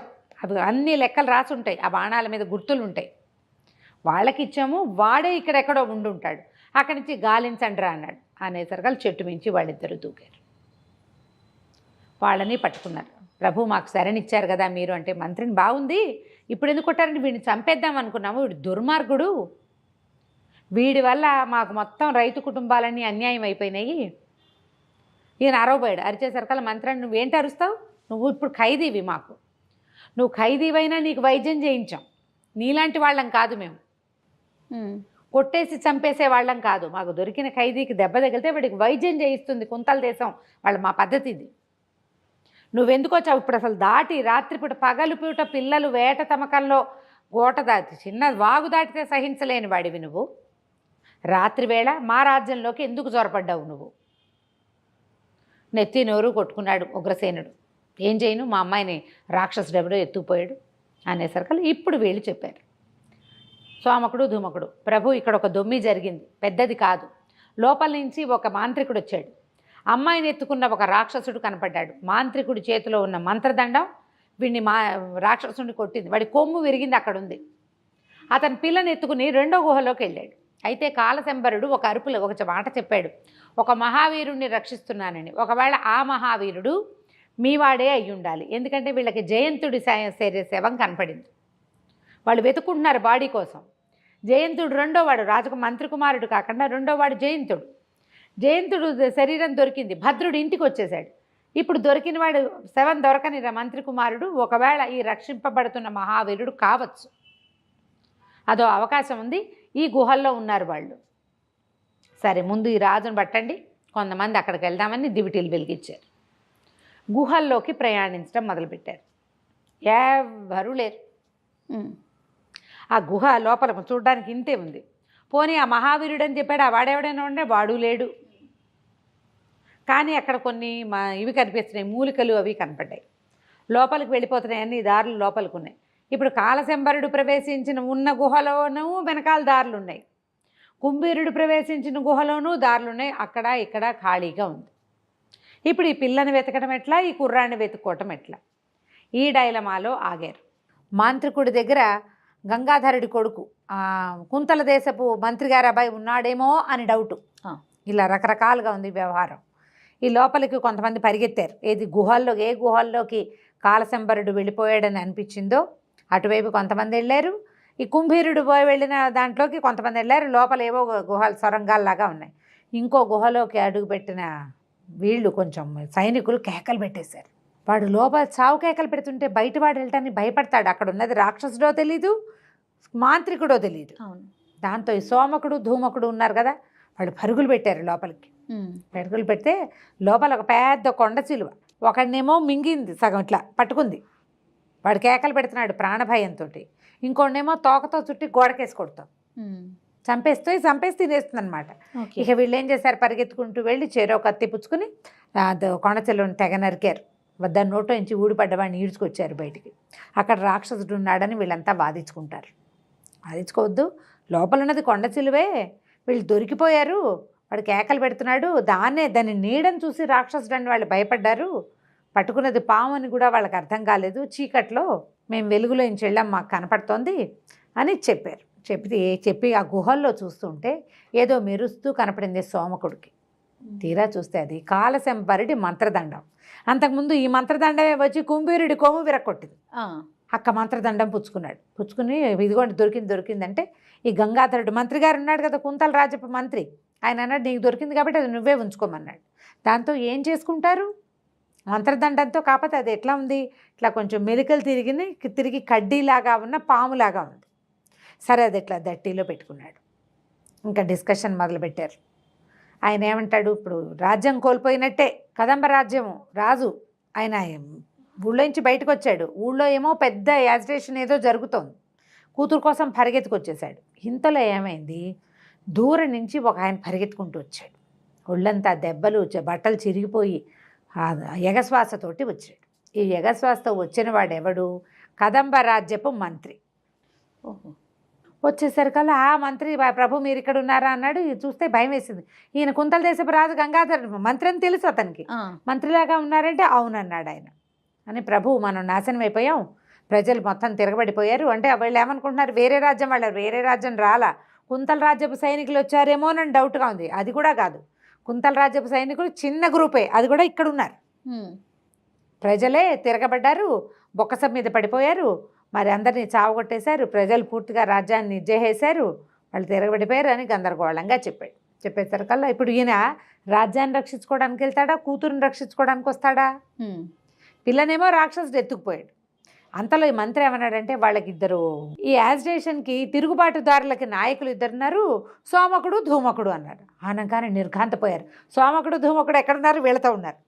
ఆనంగానే సోమకుడు రయ్యమని కత్తి తీశాడు. చంపేస్తాను నిన్ను అంటే ధూమకుడు ఆపాడు. ప్రభు చూసారా వీళ్ళన్నీ అబద్ధాలేనండి, 2 రోజులుగా మేము మీతోటే ఉన్నాం, అసలు కదంబ రాజ్యంలో అడిగే పెట్టలా, మేము ఇక్కడికి అడుగు కూడా పెట్టలేదు, మేమే వీళ్ళ విధని చెప్తున్నారు అనగానే గంగాధరుడు అన్నాడు ఏమిటి అసలు, రాజు అబద్ధాలే చెప్తాడు, మంత్రి అబద్ధాలే చెప్తాడు, రాజు కూతురుని రాక్షసుడు ఎత్తుకుపోయాడు అంటాడు, ఇక్కడ ఎవడు కనపడ్డు.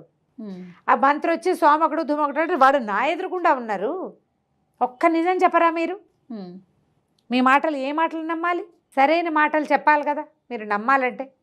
ఇంతలో ఏమైంది, ఇంకొకడు గుడ్డలంతా చిరిగిపోయి అక్కడ ఇక్కడ కాలిన మచ్చలతోటి ఇంకోటి పరిగెత్తుకొచ్చాడు. వీడెవడు కోశాధికారి.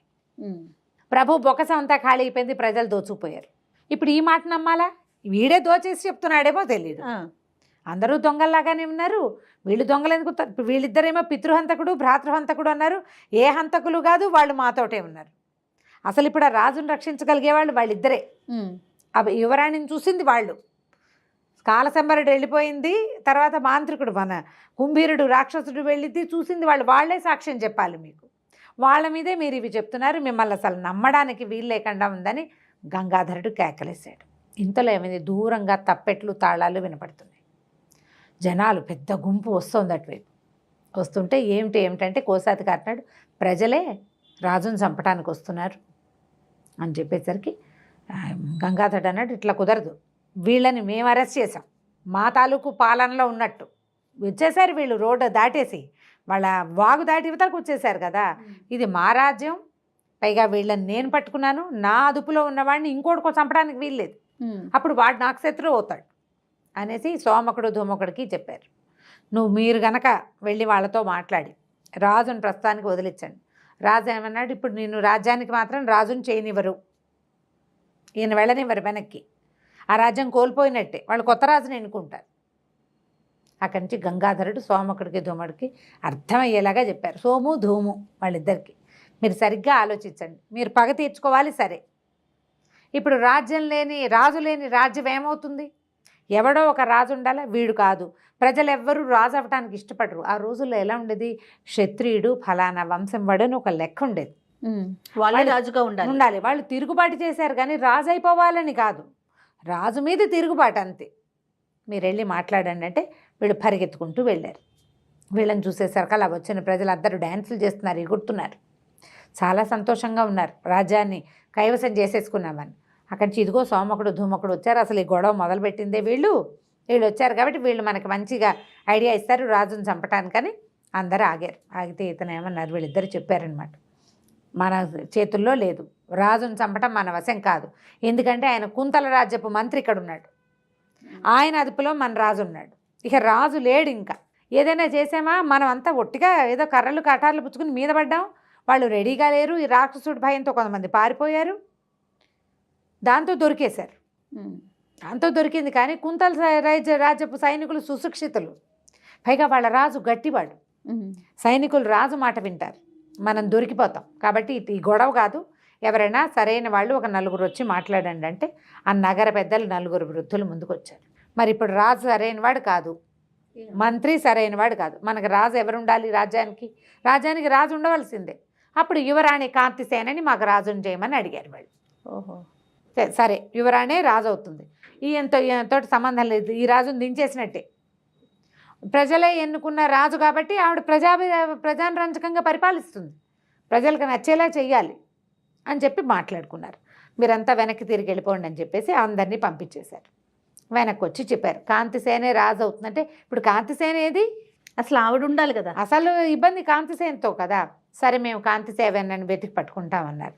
నేను చెప్పాడు గంగాధరుడు, రాజు ఇక్కట్లలోనే ఉన్నాడు, మీ రాజు, నేను ఇక్కట్లలోనే ఉన్నా, వీళ్ళు లోపలికి వెళ్ళారు కదా, అది అందులోకి వెళ్తే అక్కడ ఒక శవం కనపడింది, వాళ్ళకి సగం జంతువులు తినేసింది, అది జయంతుడి శవం, అది శశికాంతుడితో పాటు ఉన్నాడు, శశికాంతుడు జయంతుడు భద్రుడు ముగ్గురు వచ్చారు మొట్టమొదట, ఒకడు పరిగెత్తుకుంటూ వెనక్కి వెళ్ళిపోయాడు, అవును, రెండో వాడు చచ్చిపోయాడు, అప్పుడే మూడో వాడికి దెబ్బలు తగిలినాయి, శశికాంతుడిని కాలసంబరుడు పట్టుకుపోయినట్టు.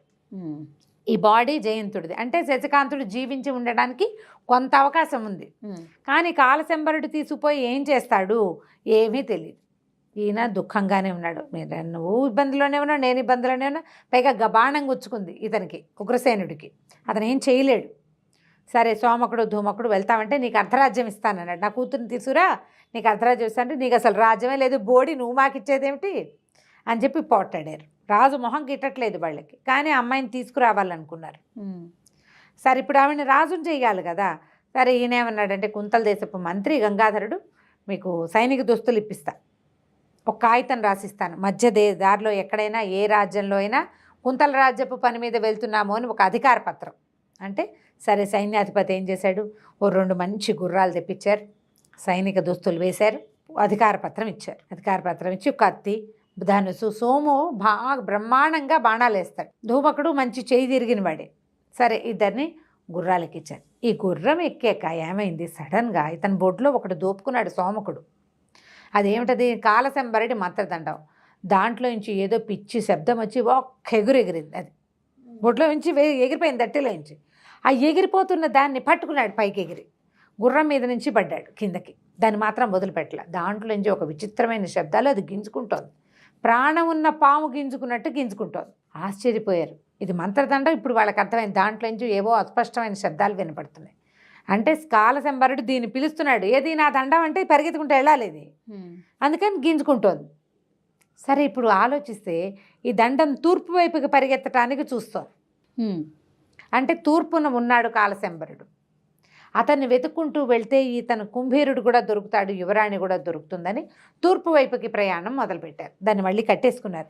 ఈసారి నడువుకో తాడేసి కట్టేశాడు దాన్ని, కదలకుండా. అది ఎగిరినా ఇతను పట్టుకోకర్లా, ఇతనే పట్టుకున్న చచ్చినట్టు ఉంటుందన్నమాట.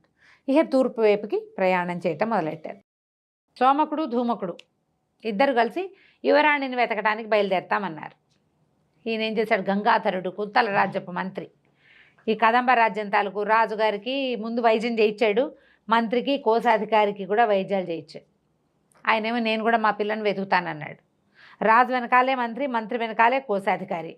పిల్లని ఏం వెతుకుతారు వీళ్ళు? ఈయనకి భుజంలో దెబ్బ తగిలింది, ఈయనకి అంత లేదు. అందుకని ఆయన ఏమన్నాడంటే కట్లు కట్టి వీళ్ళని మన ఊరు షిఫ్ట్ చేసేయండి, కుంతల రాజ్యానికి తీసుకెళ్ళిపోతాం. ప్రస్తుతం ఇక్కడ ఒక రాజప్రతినిధిని ఎవరినైనా ఏర్పరుస్తాం కొద్ది రోజులు, యువరాణి వచ్చేదాకా ఎవరైనా ఒకళ్ళు ఉండి చూసుకునేలాగా. సరే, ఆ ఏర్పరిచి గంగాధరుడు ఈ కదంబరాజ్యం తాలూకు రాజు ఉగ్రసేనుడిని, ఆయన మంత్రిని, కోశాధికారిని, మిగిలిన సైనికులనేమో ఊళ్ళోకి పంపేశారు. వీళ్ళ ముగ్గురిని తమతో, ఎందుకంటే రాజును వెనక్కి పంపిస్తే ఇందులో తిరగబడి ఉన్నారు కదా, వీళ్ళు అజిటేషన్ చేసి ఉన్నారు, తిరుగుబాటుదారులు, వాళ్ళు ఎవరైనా ఏదైనా వీళ్ళకి ముప్పు తలపెట్టచ్చు. యువరాణి వచ్చేదాకా రాజ్యాన్ని జాగ్రత్తగా చూసుకోమని ఆ ఉన్న వాళ్ళ సైనికులకి వాళ్ళకి చెప్పేసి వీళ్ళని తమతో పాటు తీసుకెళ్ళిపోయారు. సోమకుడు ధూమకుడు బయలుదేరారు. శశికాంతుడు బతికే ఉంటాడు, మంత్రిగారి అబ్బాయి అన్న ఆశ అతన్ని ఖచ్చితంగా కాలశంబరుడే తీసుకెళ్ళాడు. ఎందుకంటే ఆ రోజు రాత్రి చెప్పాడు, ముందు రోజు రాత్రి వీళ్ళు ఆ రోజు అర్ధరాత్రే కదా విన్నారు, ఒక వీరుడిని ఒకడిని నేను రక్షిస్తున్నానని. ఆ మహావీరుడు శశికాంతుడి అవడానికి అవకాశం ఉంది. ఎందుకంటే అతని పక్కనున్న ఆ గుహలో ఉన్న శవం అతని స్నేహితుడనే జయంతుడిది కాబట్టి. ఇట్లా ఇన్ని రకాల వ్యవహారాల ద్వారా నిర్ధారించుకుని గంగాధరుడు వెళ్ళిపోయాడు.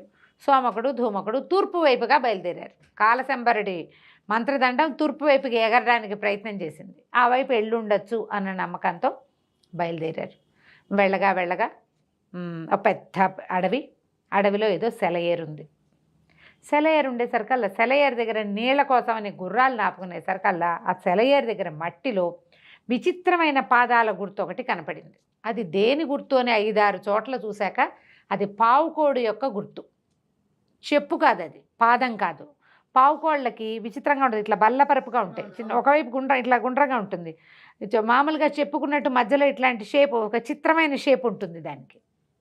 అది చెప్పుకి పడే ముద్ర వేరు, చెక్కదానికి పడే ముద్ర వేరు. పావుకోళ్ళు చెక్కలు ఉంటాయి. అవును. దాంతోపాటుగా మనిషి కాళ్ళ గుర్తులు కూడా ఇంకోటి కనపడుతుంది. అంటే పావుకోళ్ళవాడు ఒకడు, చెప్పులు లేని వాడు ఒకడు నడిచారనమాట. పావుకోళ్ళవాడు ఈ చెప్పు గుర్తును చూస్తే పెద్ద పాదాలు, పక్కనున్నవాడివి కూడా పెద్ద పెద్ద పాదాలే. కాబట్టి కాలశంబరుడు అయ్యి ఉండొచ్చు, ఈ దారినే వెళ్ళుంటాడు అని ధూమకుడు అండ మొదలుపెట్టాడు. సోమంటుగా అతనికి నమ్మకం కుదరలా. ఏదైనా ట్రిక్ ఏమోరా ఇది, మనం ఎట్లా నమ్ముతాం దీన్ని? ఒట్టిగా చెప్పులు మన మిస్లీడ్ చేస్తున్నాడేమో వాడు. ఇప్పుడు ఇది ఉంది, మంత్రదండాన్ని పిలుస్తున్నాడు, వాడు ఆవాహన చేస్తున్నాడు, అది వెళ్ళిపోతానంటోంది. పట్టుకున్నాం, అది మన దగ్గర ఉందని వాళ్ళకి తెలుసు గ్యారంటీగా, ఎవరో పట్టారు అనేది తెలుస్తుంది. ఆ పట్టినప్పుడు కాలశంబరుడు ఇక్కడి నుంచి వెళ్ళాడు. అతనికి ఖచ్చితంగా ఇక్కడ కదంబ రాజ్యపు మంత్రులు, రాజు మంత్రి చేరారని, కుంతల రాజ్యం గంగాధరుడు చేరాడని గ్యారంటీగా తెలుసు. అందుకే పారిపోయాడు. ఈ ఉన్న గుంపులో ఎవడో ఒకడికి మంత్రదండం దొరికిందని, వాడు తన కోసం వస్తాడని తెలుసు. అమ్మాయి ఉంది కాబట్టి మన్ని మిస్లీడ్ చేస్తున్నాడు అంటాడు. మిస్లీడ్ చేసినా బొస్లీడ్ చేసినా ఏం చేసినా వెనకాల వెళ్ళాల్సిందే, మనకి రాజకుమార్తె కావాలి. గంగాధరుడికి చెప్పావు నీ కొడుకును కూడా రక్షించడానికి ప్రయత్నం చేస్తామని. అదేం చెప్పాడు, మీరు వెళ్ళాక ఎక్కడైనా మీకు ఆనుపాను దొరికితే ఒక వేగు పంపించండి, భద్రుడు సైన్యం తీసుకుని వస్తాడు, వాళ్ళ సహాయానికి కావాలంటే నేను పంపిస్తానని చెప్పాడు. లేదా ఏ రాజ్యానికి దగ్గరలో ఉంటే ఆ రాజు ద్వారా సహాయం అందే ఏర్పాటు చేస్తానన్నాడు. చూద్దామనుకున్నారు. ఈ లోపల ఎక్కడి నుంచి చప్పట్లు వినపడ్డాయి. ఒరే ఎవరో చప్పట్లు కొడతారా అని అటు పక్కకి వెళ్ళారు, అక్కడ ఎవరు లేరు. ఇంకో పక్క నుంచి చప్పట్లు వినపడ్డాయి. అటు ఇటు ఇటు అటు చప్పట్లు వినపడి వీళ్ళని హైరాన్ పెట్టేశారు. ఇంతలో కొంతమంది భిల్లులు, అంటే కొంతమంది ఏమనాలంటే భిల్లులు, కోయలు లాంటి వాళ్ళు వచ్చి పడ్డారు. వీళ్ళిద్దరూ మంచి కత్తిగా కటార్లు తిప్పగలిగిన వాళ్ళు కదా, వచ్చిన వాళ్ళని వచ్చినట్టు కొట్టేశారు. ఇంకో పక్క నుంచి ఇంకో గుంపు వచ్చింది, వాళ్ళని కొట్టేశారు. గుర్రాలని మాత్రం ఓ పక్కన కట్టారు, అవి అక్కడే చూస్తూ నుంచున్నాయి. ఈ కొంతమందిని కొట్టగా ఎంతమందిని కొడతారు, సినిమా కాదు కదా, ఒక 5-6 కొడతారు, 10 మందిని కొడతారు, ఇంకో 25-30 మంది వస్తాయి. ఇక తోడేళ్ల గుంపులాగా వచ్చి పడ్డారు. వీళ్ళని కొడుతూ వీళ్ళతో యుద్ధం చేస్తూ విజిల్స్ వేస్తున్నారు ఈలలు, అంటే ఇంకా జనం కావాలని. రాగా మొత్తానికి పెద్ద గుంపులాగా వచ్చేసి వీళ్ళ మీద పడి పెడరెక్కలు విరిచి పట్టేశారు. అక్కడి నుంచి పులి ఉంది, వాడిని పిలిచారు, విరూపో అని పెద్ద పెద్ద కేకలు పెట్టేసరికల్లా వీళ్ళ నాయకుడిలాగా ఉన్నవాడు ఒకడు, వీళ్ళలాగానే ఆటవికుల బట్టలు వేసుకున్నవాడు ఒకడు వచ్చాడు.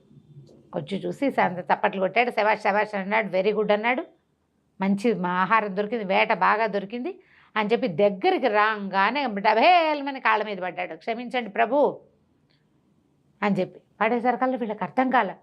ముందున్న సీన్ ఏమిటి, ఇప్పుడు జరుగుతున్న సీన్ ఏమిటి. వాడు దూరం నుంచి వస్తూ బాగా పట్టుకున్నారు, శబాష్ అన్నాడు. దగ్గరికి రాగానే ఎందుకు పడ్డాడు. పడి మాంత్రిక బంట్లు మీరు, నాకు తెలిసింది మాంత్రికుడు సైనిక స్నేహితులు, మేము పొరపాటు చేశాం, మమ్మల్ని క్షమించండి, ఒరే వదిలేండి రా అని వదిలించేశాడు. వీళ్ళకి కొంచెం లీలగా అర్థమైంది. మేము మా కాలసంబరుడి బంట్లవన్నీ నీకు ఎలా తెలుసంటే, ఇదిగో మంత్రదండ ఉంది కదా, ఆయన మాంత్రిక ద్వారా ఇక్కడి నుంచి వెళ్తూ ఆయనతో పాటు ఒక యువకుడున్నాడు, వీళ్ళకి కావాల్సిన వాడే, వాళ్ళు వెళ్ళిపోతూ మీరు ఫలానా కొంతమంది వస్తారని, వాళ్ళ దగ్గర తన దండ ఉందని, వాళ్ళు తన స్నేహితులని, దండంతో సహా వాళ్ళని తన దగ్గరికి తీసుకురమ్మని చెప్పాడు. దండం లేని వాడిని ఎవరిని దాటనివ్వద్దన్నాడు. అందుకని వచ్చిన వాడిని వచ్చినట్టు పట్టేస్తున్నాం మేము. ఓకే, మామూలు వాళ్ళు వచ్చినా పట్టేసుకుంటున్నారు. ఇప్పటిదాకా సైనికులు రాలా, మీరు సైనిక దుస్తుల్లో ఉన్న సైనికులు అని చెప్పాడు అతను. సైనిక దుస్తుల్లో ఉన్నారు వీళ్ళు, కాబట్టి ఇక పట్టుకున్నారు.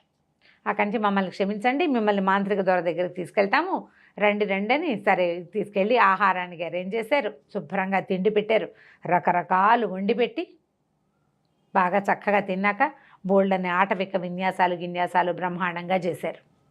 వీళ్ళని మరి వచ్చిన వాళ్ళని దొరలు కదా, వీళ్ళని సంతోష పెట్టద్దు, నాట్యాలు, అక్కడి నుంచి కత్తిగా యుద్ధాలు, తర్వాత ఏమో ఈ కర్రసాము కత్తిసాము అన్నీ చేశారు. ఆ రోజు తెల్లవారినాక పొద్దున్నే బయలుదేరారు. ఈ విరూపుడు అతని పేరు, ఆటవికుడు, అతను వీళ్ళతో పాటు బయలుదేరాడు. గుర్రాలను కూడా తీసుకుపోయారు. వీళ్ళిద్దరిని గుర్రాలు ఎక్కించి అతను నడుస్తున్నాడు. ఈ అడవుల్లో నడిచే అలవాటు మామూలు వాళ్ళకుండా సైనికులకి. ఆటవికులు చకచకా నడిచేస్తారు, పరిగెత్తేస్తారు. తీరా వీళ్ళు ఒక నదీ తీరానికి చేరారు. ఆ నదీ తీరాన్ని చేరేసరికల్లా వీళ్ళిద్దరూ చూస్తుండగానే ఎక్కడి నుంచో బల్లేలు వచ్చి పడ్డాయి. విసురుతున్నారు ఎవరో. ఈ గుర్రాలు బెదిరి పరిగెత్తేసినాయి. చాలా హైరాణగా ఉంది, అంత వ్యవహారం ఏంటో గందరగోళంగా ఉంది, ఏం జరుగుతోందో తెలియటం లేదు. అక్కడి నుంచి ఈ విరూపుడు పరిగెత్తాడు, ఎవరు బల్లెలు ఎక్కడి నుంచి వస్తున్నాయో చూద్దామని.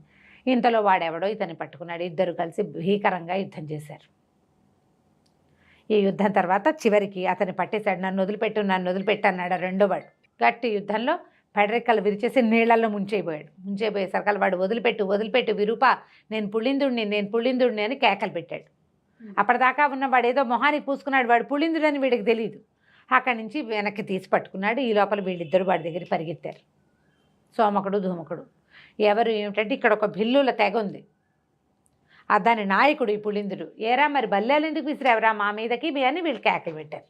పెట్టేసరికి వాడు ఏమన్నాడు, ఈ విరూపుడు కొంతమంది ఆటపికలతో కలిసి వచ్చి నా 10వ పడుచు పెళ్ళాన్ని ఎత్తుపోయాడు, మరి ఎవరో రాక్షసుడి కోసం అని మాట్లాడుకున్నారు, నా పెళ్ళాన్ని రక్షించుకోవడానికి మేము అడవి దీని దగ్గరికి చేరాం, వాళ్ళు తెప్పల్లో తీసుకుపోయారు, వీడే అన్నాడు. అనేసరికి విరూపుడు అన్నాడు, లేదు నేను 2 రోజుల నుంచి నేను మాంత్రిక ద్వారా బంట్ల కోసం ఎదురు చూస్తూ నేను అక్కడ ఉన్నాను, మా వాళ్ళు ఎవ్వరూ చేయలే, నీ 10వ పెళ్ళాం మాకెందుకు, మాకు లేరా ఆడాడు. అక్కడి నుంచి వీళ్ళు కూడా సాక్ష్యం చెప్పారు, విరూపుడు ఆ పని చేయలేదు, అతను మాతో పాటే ఉన్నాడు. రాక్షసుడి కోసం అంటే ఇప్పుడు కాంతిసేనని తీసుకెళ్ళింది కూడా రాక్షసుడికి ఇచ్చి పెళ్లి చేయడానికి. అవును, ఎక్కడ అందంగా అమ్మాయిలు ఉంటే అక్కడికి వెళ్తున్నారనమాట. ఇంతలో ఏదో పొదలో ఒక మూలుగు వినపడింది.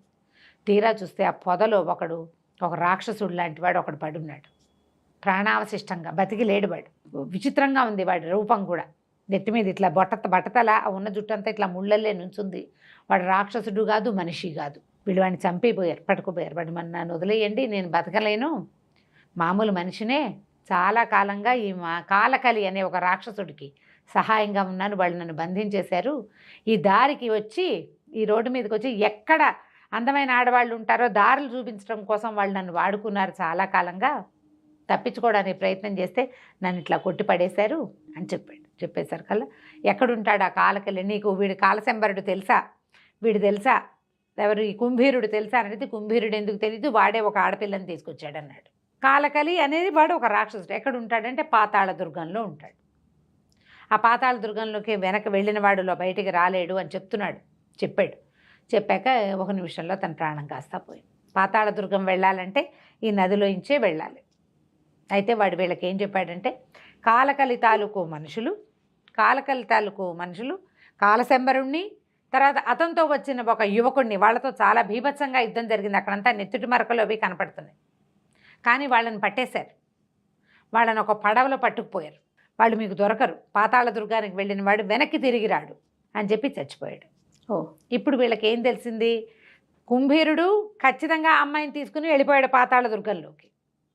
వీళ్ళు రెండో పాయింట్, వీళ్ళు వెతుకుతున్న కాలశంబరుడు, అతనితో ఉన్నటువంటి శశికాంతుడు కూడా గ్యారంటీగా వాళ్ళకి దొరికేశారు. అక్కడికి వెళ్ళాలంటే ఈ నదిలో వెళ్ళాలి, తెప్పలో వెళ్ళాలి, లేదా పడవలో వెళ్ళాలి.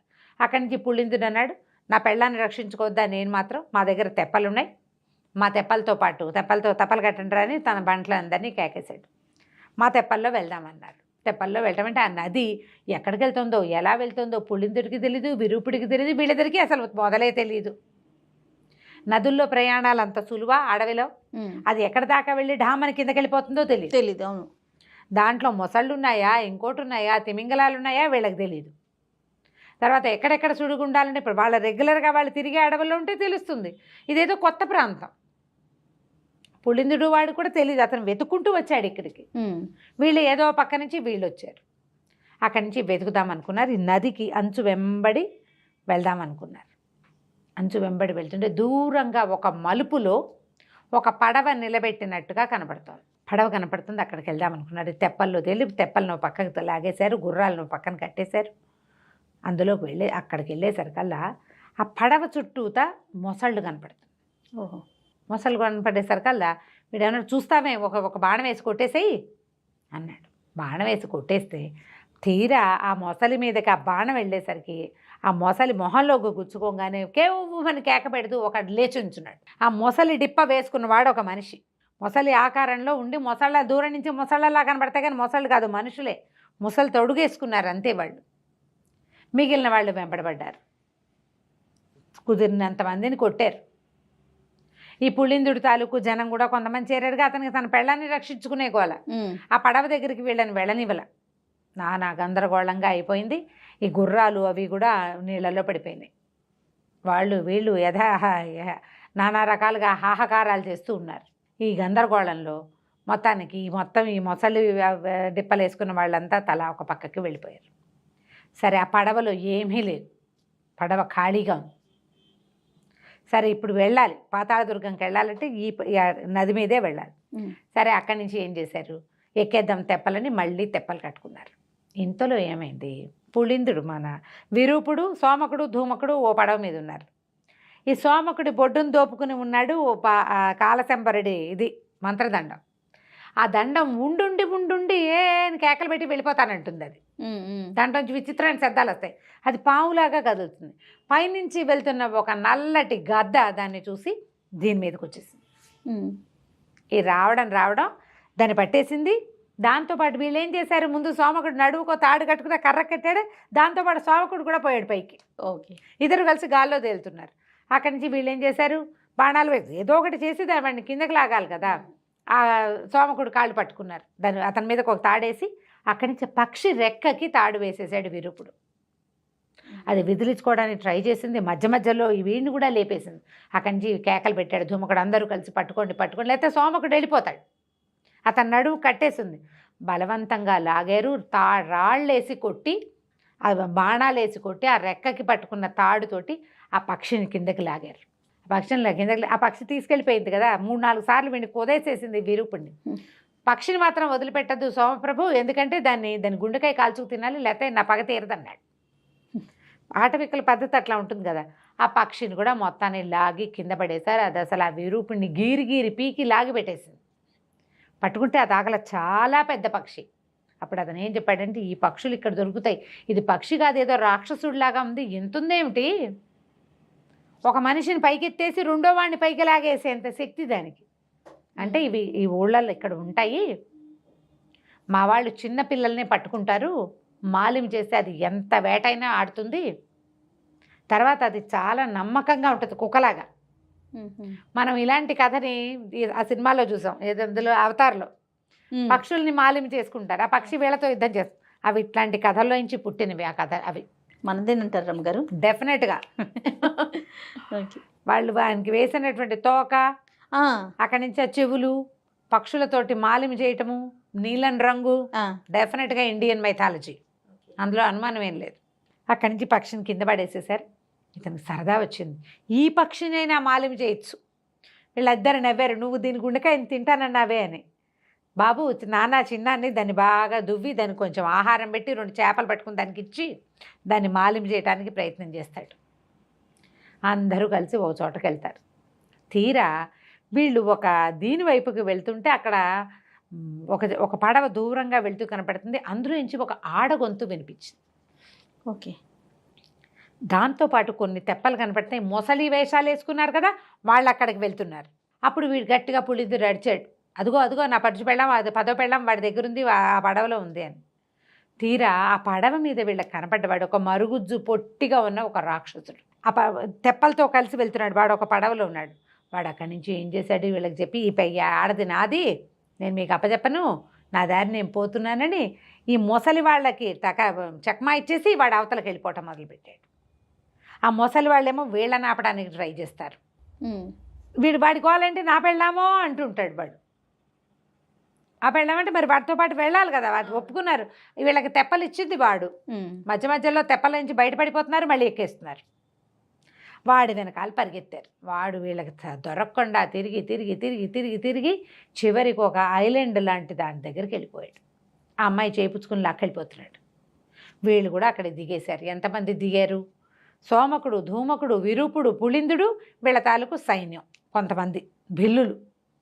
వెళ్ళేసరికల్లా దాని నిండా నరవానరాలు, వానరాలు, చింపాంజీలు లాంటివి అనమాట, ఒరాంగుటాంగులు అంటారు కదా, అలాంటివి. ఒక పెద్దది వీళ్ళ మీదకి దూసుకొచ్చింది. మిగిలినవన్నీ చూస్తున్నాయి వీళ్ళిద్దరు యుద్ధం ఎలా చేస్తారో అని. సరే, వీళ్ళు ఒక ఐలాండ్లోకి వచ్చారు. మొత్తం ఎవరెవరు? సోమకుడు, ధూమకుడు, విరూపుడు, పులిందుడు, వాడి మొత్తం గ్రూపు. వీళ్ళు పులిందుడి 10వ పెళ్ళాన్ని పొట్టి రాక్షసుడు తీసుకుపోతున్నాడన్న అనుమానంతో వచ్చారు. వాడేమో ఆ పిల్లని చేతుపుచ్చుకు లాక్కెళ్ళిపోతున్నాడు. ఇంతలో కొన్ని నరవానరాలు అంటే చింపాంజీలు, ఒరాంగుటాంగ్లు అలాంటివేవో ఉన్నాయి. దాని నిండా కోతులు. దీని నిండా ఒక పెద్ద నరవానరం ఒకటి వీళ్ళ మీద యుద్ధానికి వచ్చేసింది. దాంతో ఫైట్ చేయటం వీళ్ళ వల్ల అయ్యే వ్యవహారం కాదు. బాణాలు వేస్తే దాని మీద గుచ్చుకోవట్లేదు, ఎంత ఉందో అది విసిరేస్తోంది తీసి. అక్కడి నుంచి విరూపుడు ఉన్నాడు కదా, ఇతని దగ్గర ఈ నల్ల గరుడ పక్షి ఉంది. దాన్ని మాలిం చేసేసాడు. దానికి మాంసం ముక్కలు అవి పెట్టి దెబ్బలు కొట్టినా కూడా దాన్ని ఒరే నీ శక్తి చూపించాలి నువ్వు, అది మామూలు పక్షి కాదు, చాలా పెద్దగా ఉంటుంది. ఆ పక్షిని దాని మీదకి ప్రేరేపించాడు. అది చితక్కొట్టేసింది ఆ నరవానరాని, మామూలుగా కాదు. ముక్కుతో గుచ్చేయటం, గోళ్ళతో పీకేయటం, దాని వెంట్రుకలు లాగితే మామూలుగా మనకే ఒక్క హెయిర్ లాగిన వాళ్ళని నొప్పెడుతుంది. అవును. దాంతో నరవానరం ఎప్పుడైతే దెబ్బలు తగిలి పడిపోయిందో మిగిలిన కోతులన్నీ పారిపోయింది. వీళ్ళంతా ఈ పొట్టి రాక్షసుడి వెనకాల పడ్డారు. బాగా దగ్గరికి వెళ్ళాక ఏం తెలిసిందంటే ఆ పొట్టి రాక్షసుడితోటి ఉన్న అమ్మాయి పులిందుడి భార్య కాదు, వీడి భార్య కాదు, కోయసింగి అలాంటిది ఏదో తమాషా పేరు. అది కాదు. దూరం నుంచి చూస్తే వస్త్రధారణ అలా ఉంది, ఈ గొంతు అలా ఉన్నాయి, కానీ దగ్గరకు వస్తే అది కాదు. అక్కడి నుంచి వీళ్ళ పొట్టి రాక్షసుని పట్టేశారు, వాడిని కొట్టారు యథాశక్తి. ఇక్కడి నుంచి మహాకలి లేదా కాలకలి రాక్షసుడి దగ్గరికి పాతాళ దుర్గానికి ఎలా వెళ్ళాలి, వాళ్ళతో పాటు ఎవరైనా వచ్చారా అంటే కాలశంబరుడు కూడా అందులోనే ఉన్నాడు లోపల. పాతాళ దుర్గంలోకి వెళ్ళటం అంత సులువు కాదు. వెళ్ళిన వాడు ప్రాణాలతో బయటికి రాడు. అసలు అది పాతాళ దుర్గం అంటే ఇప్పుడు కనపడుతున్న ఏ నేల మీద అయితే ఉన్నారో దాంట్లో నుంచి కిందకి వెళ్ళిపోవాలి. వీళ్ళు నది మీద ప్రయాణం చేసి వచ్చారు. అక్కడెక్కడో సముద్రపు ఘోష వినపడుతోంది. ఇది సముద్రానికి నదికి సంబంధించింది కాదు, పాతాళం. బిలం లోపలికి వెళ్తే అక్కడ కొండలు ఉన్నాయి, అక్కడ అడవి ఉంది. వాడు కుదరదన్నాడు. వీళ్ళు కాస్త వాడిని చాలా బెదిరించారు, కొట్టారు, తిట్టారు, మొత్తానికి ఒప్పించారు. ఒప్పిస్తే వాడు ఏమన్నాడంటే, సరే నేను చెప్పానని చెప్పద్దు, దీనికి ఒక సులువైన మార్గం ఒకటి ఉందని ఒక తాడు తీసుకొచ్చాడు. అక్కడ కట్టుంది ఒక చెట్టుకేసి. ఈ తాడు పుచ్చుకుని జైమని వెళ్ళాలని ఒక కందకం చూపించాడు. ఆ కందకం నిండా పెద్ద పెద్ద పాములు. మనుషులు కనపడేసరికల్లా అవన్నీ బుసలు కొడుతూ పైకి వస్తున్నాయి. పైకంటే పాకి రావటల్లా, వీళ్ళకి అందులో పడితే పట్టుకుని మింగేయడానికి. ఓహోహో. ఇవి దగ్గరలోనే 1-2 శవాలు కూడా అంటే కంకాళాలు కనపడుతున్నాయి, అస్థిపంజరాలు. అంటే ట్రై చేసి చచ్చిపోయిన వాళ్ళు. ఏం చేయాలి ఇప్పుడు? ఆ కందకంలోకి దిగాలని చెప్తాడు వీడు. అందులోకి దిగితే పాములకు దొరికిపోము. అక్కడి నుంచి బండి 2 పీకారు. మళ్ళీ నువ్వు సరిగ్గా చెప్పటం లేదు, నువ్వు నిజం చెప్తేనే, అదర్వైజ్ ఈ అమ్మాయిని నీ పెళ్ళమైనా సరే పులిందుడికి ఇచ్చి పంపించేస్తాం. అనేసరికి వాడేమన్నాడు, నేను చాలా కష్టపడి సాధించుకున్నాను, వాళ్ళకి దొరకకుండా తప్పించుకుంటున్నాను, వాళ్ళు ఎవరు దొరికితే వాళ్ళతో పని చేయించేసుకుంటారు, మనుషుల్ని తెచ్చి పని చేయిస్తున్నారు, లోపల రాక్షస బంట్లే కాదు మానవ బంట్లు కూడా ఉన్నారు. సరే నేను ఒక మెథడ్ చెప్తానని ఈ తాడు పుచ్చుకుని లోపలికి దూకితే ఈ మన పాములు కనపడుతున్నాయి కదా, అవి కాకుండా మధ్యలోనే ఒక రాయి లాంటిది ఒకటి ముందుకు వచ్చింది, దాని మీద దిగుతారు, అందులోకి డైవ్ చేయాలన్నమాట లోపలికి, ఇవి బంగీ జంప్ లాంటిది. అందులోకి వెళ్తే ఆ రాయి మీద కనుక నిలబడితే అక్కడ ఒక తలుపు ఇట్లా తెరుచుకుంటుంది, అదొక సొరంగ మార్గం. ఇది ఒక ప్రత్యేకమైన మార్గం, కేవలం రాక్షస బంట్లు మాత్రమే యూజ్ చేసేది, అత్యవసర సమయాల్లో వాడతారు. మీరు వెళ్ళిపోండి, అది ఒక గంట సేపు ప్రయాణం చేయాలి ఆ సొరంగంలో, గంట నడిస్తే మీకు అడవి వస్తుంది, కానీ మీరు బతుకుతారని నమ్మకం నాకు లేదు. బయటకు వెళ్ళా కూడా అందరూ రాక్షసులే, వాళ్ళు మిమ్మల్ని బతకనివ్వరు. మీరు వెళ్దామనుకుంటున్నది సామాన్యమైన రాజ్యం కాదు, వాడు మామూలు వాడు కాదు, 100 ఏళ్ల వయసు ఉన్న రాక్షసుడు. రేపెప్పుడో వాడు పుట్టినరోజు కూడాను. వాళ్ళు మనుషుల్ని బలిస్తారు, దొరికితే మిమ్మల్ని కూడా బాగా చంపేస్తారు. వీళ్ళు ఏమనుకున్నారంటే, మేము ఇప్పుడు కాంతిసేనని తీసుకురావాలి, దీంతోపాటు శశికాంతుడు తెస్తామని గంగాధరుడి మంత్రికి చెప్పాం, ట్రై చేద్దాం. సరే ఇవి పులిందుడు అన్నాడు, అన్న నేను ఎందుకు ఇక్కడ ఉండటం, ఈ అమ్మాయి ఎలాగూ నా భార్య కాదు, మిగిలిన 9 మంది పెళ్ళాలైనా నేను చూసుకోవాలి కదా అన్నట్టు. భామా సింగి అతని భార్య పేరు. ఓహో, భామా సింగి. అయితే అనేసరికల్లా సరే వీడు వెళ్ళిపోతామనేసరికల్లా, అమ్మయ్య వీడు గోల తప్పిందే చాలు అంటున్నారు, వాడు నా పెళ్ళామో అని వాడి గోల అదే కదా. అవును.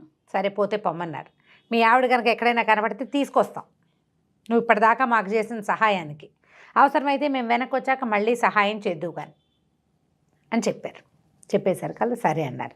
ఇంతలో ముందు ఈ నరవానరంతో యుద్ధం చేసిందా నల్ల గరుడ పక్షి, అది పారిపోయింది, వీడికి దొరకల, అయ్యో అనేది మిస్ అయిపోయిందని బాధపడుతున్నాడు. కానీ వీళ్ళు కందకంలోకి వెళ్ళే సమయానికి ఆ పక్షి వీళ్ళని వెతుక్కుంటూ వచ్చేసింది. ఓహో, అవి మాలిమైతే వదిలిపెట్టవు. ఆ పక్షితో సహా విరూపుడు నల్ల పక్షి, సోమకుడు ధూమకుడు నలుగురు మాత్రం అందులోకి దూకారు. ఆ కందకంలోకి వెళ్తే చీకటి గుయ్యారం లోపల సొరంగం అంతా. ఇప్పుడు తిరుగుతున్నారంటే గ్యారంటీగా వాళ్ళు ఏదో ఏర్పాటు చేసుకుని ఉంటారు. కాస్త అటు ఇటు వెతుకుదామంటే వెతుక్కుంటే వాళ్ళకి కాగడాలు, చెకుముకి రాళ్ళు దొరికినాయి. వెలిగించుకున్నారు, నిశ్శబ్దంగా నడవటం మొదలుపెట్టారు. గంట నడవాలి. ఈ సందట్లో ఎవరైనా అటు నుంచి కనుక వచ్చారో వీళ్ళు దొరికారే అంతే. అయితే ద్వారం దాకా వెళ్ళిపోయారు, మాటలు సందడి వినపడుతోంది. ఇది అడవి ఒక సొరంగ మార్గంలోంచి వెళితే అక్కడి నుంచి అడవి వస్తుంది. సరే ఏం చేశారు, ఆ సొరంగ ద్వారం దగ్గర చూశారు. చూస్తే ద్వారానికి 4 కాపలా ఉన్నారు. కాపలా తప్పదు, ఈ పొగని సరే వీటిని కాగడాలు ఆర్పేశారు, వాసన వస్తుంది. కొంతమంది అట్లా నడిచి వెళ్తున్నారు. ఈ కాపలా ఉన్న వాళ్ళు పక్కన కూర్చుని ఉన్నారు. అరే ఏదో పొగ వాసన వస్తుంది అంటే అసలు ఇక్కడ లేని పొగలేమిటి, పర్వాలేదనుకున్నారు. బయటికి వెళ్తే వాళ్ళకి దొరికేస్తారు. రాక్షసులు సామాన్యంగా లేరు, ఒక్కొక్కడు 10-12 అడుగులు. మనుషులు కూడా వీళ్ళకంటే బలంగా ఉన్నారు, వాళ్ళ తిండి తిని. సరే కాసేపు వెయిట్ చేశారు. గుసగుసలు వినపడుతున్నాయని అదని ఇదని అనుకుంటున్నారు. ఇంతలో వీళ్ళకి ఇప్పుడు ఇక్కడ ఏముంది, తిండి లేదు, వెలుతురు లేదు, బయటికి వెళ్తే కానీ దారి లేదు. ఇక్కడి నుంచి సొరంగం నుంచి వెనక్కి వెళ్ళారనుకో పైకి ఎలా వెళ్ళాలో తెలియదు. అక్కడి నుంచి ఓ తాడుపుచ్చు దూకారు. ఇప్పుడు దూకిన చోటు నుంచి తాడెట్ట పుచ్చుకుంటారు? అవును, ఇదో సమస్య. సరే కాసేపు అయిన తర్వాత ఒక శంఖధ్వని వినపడింది.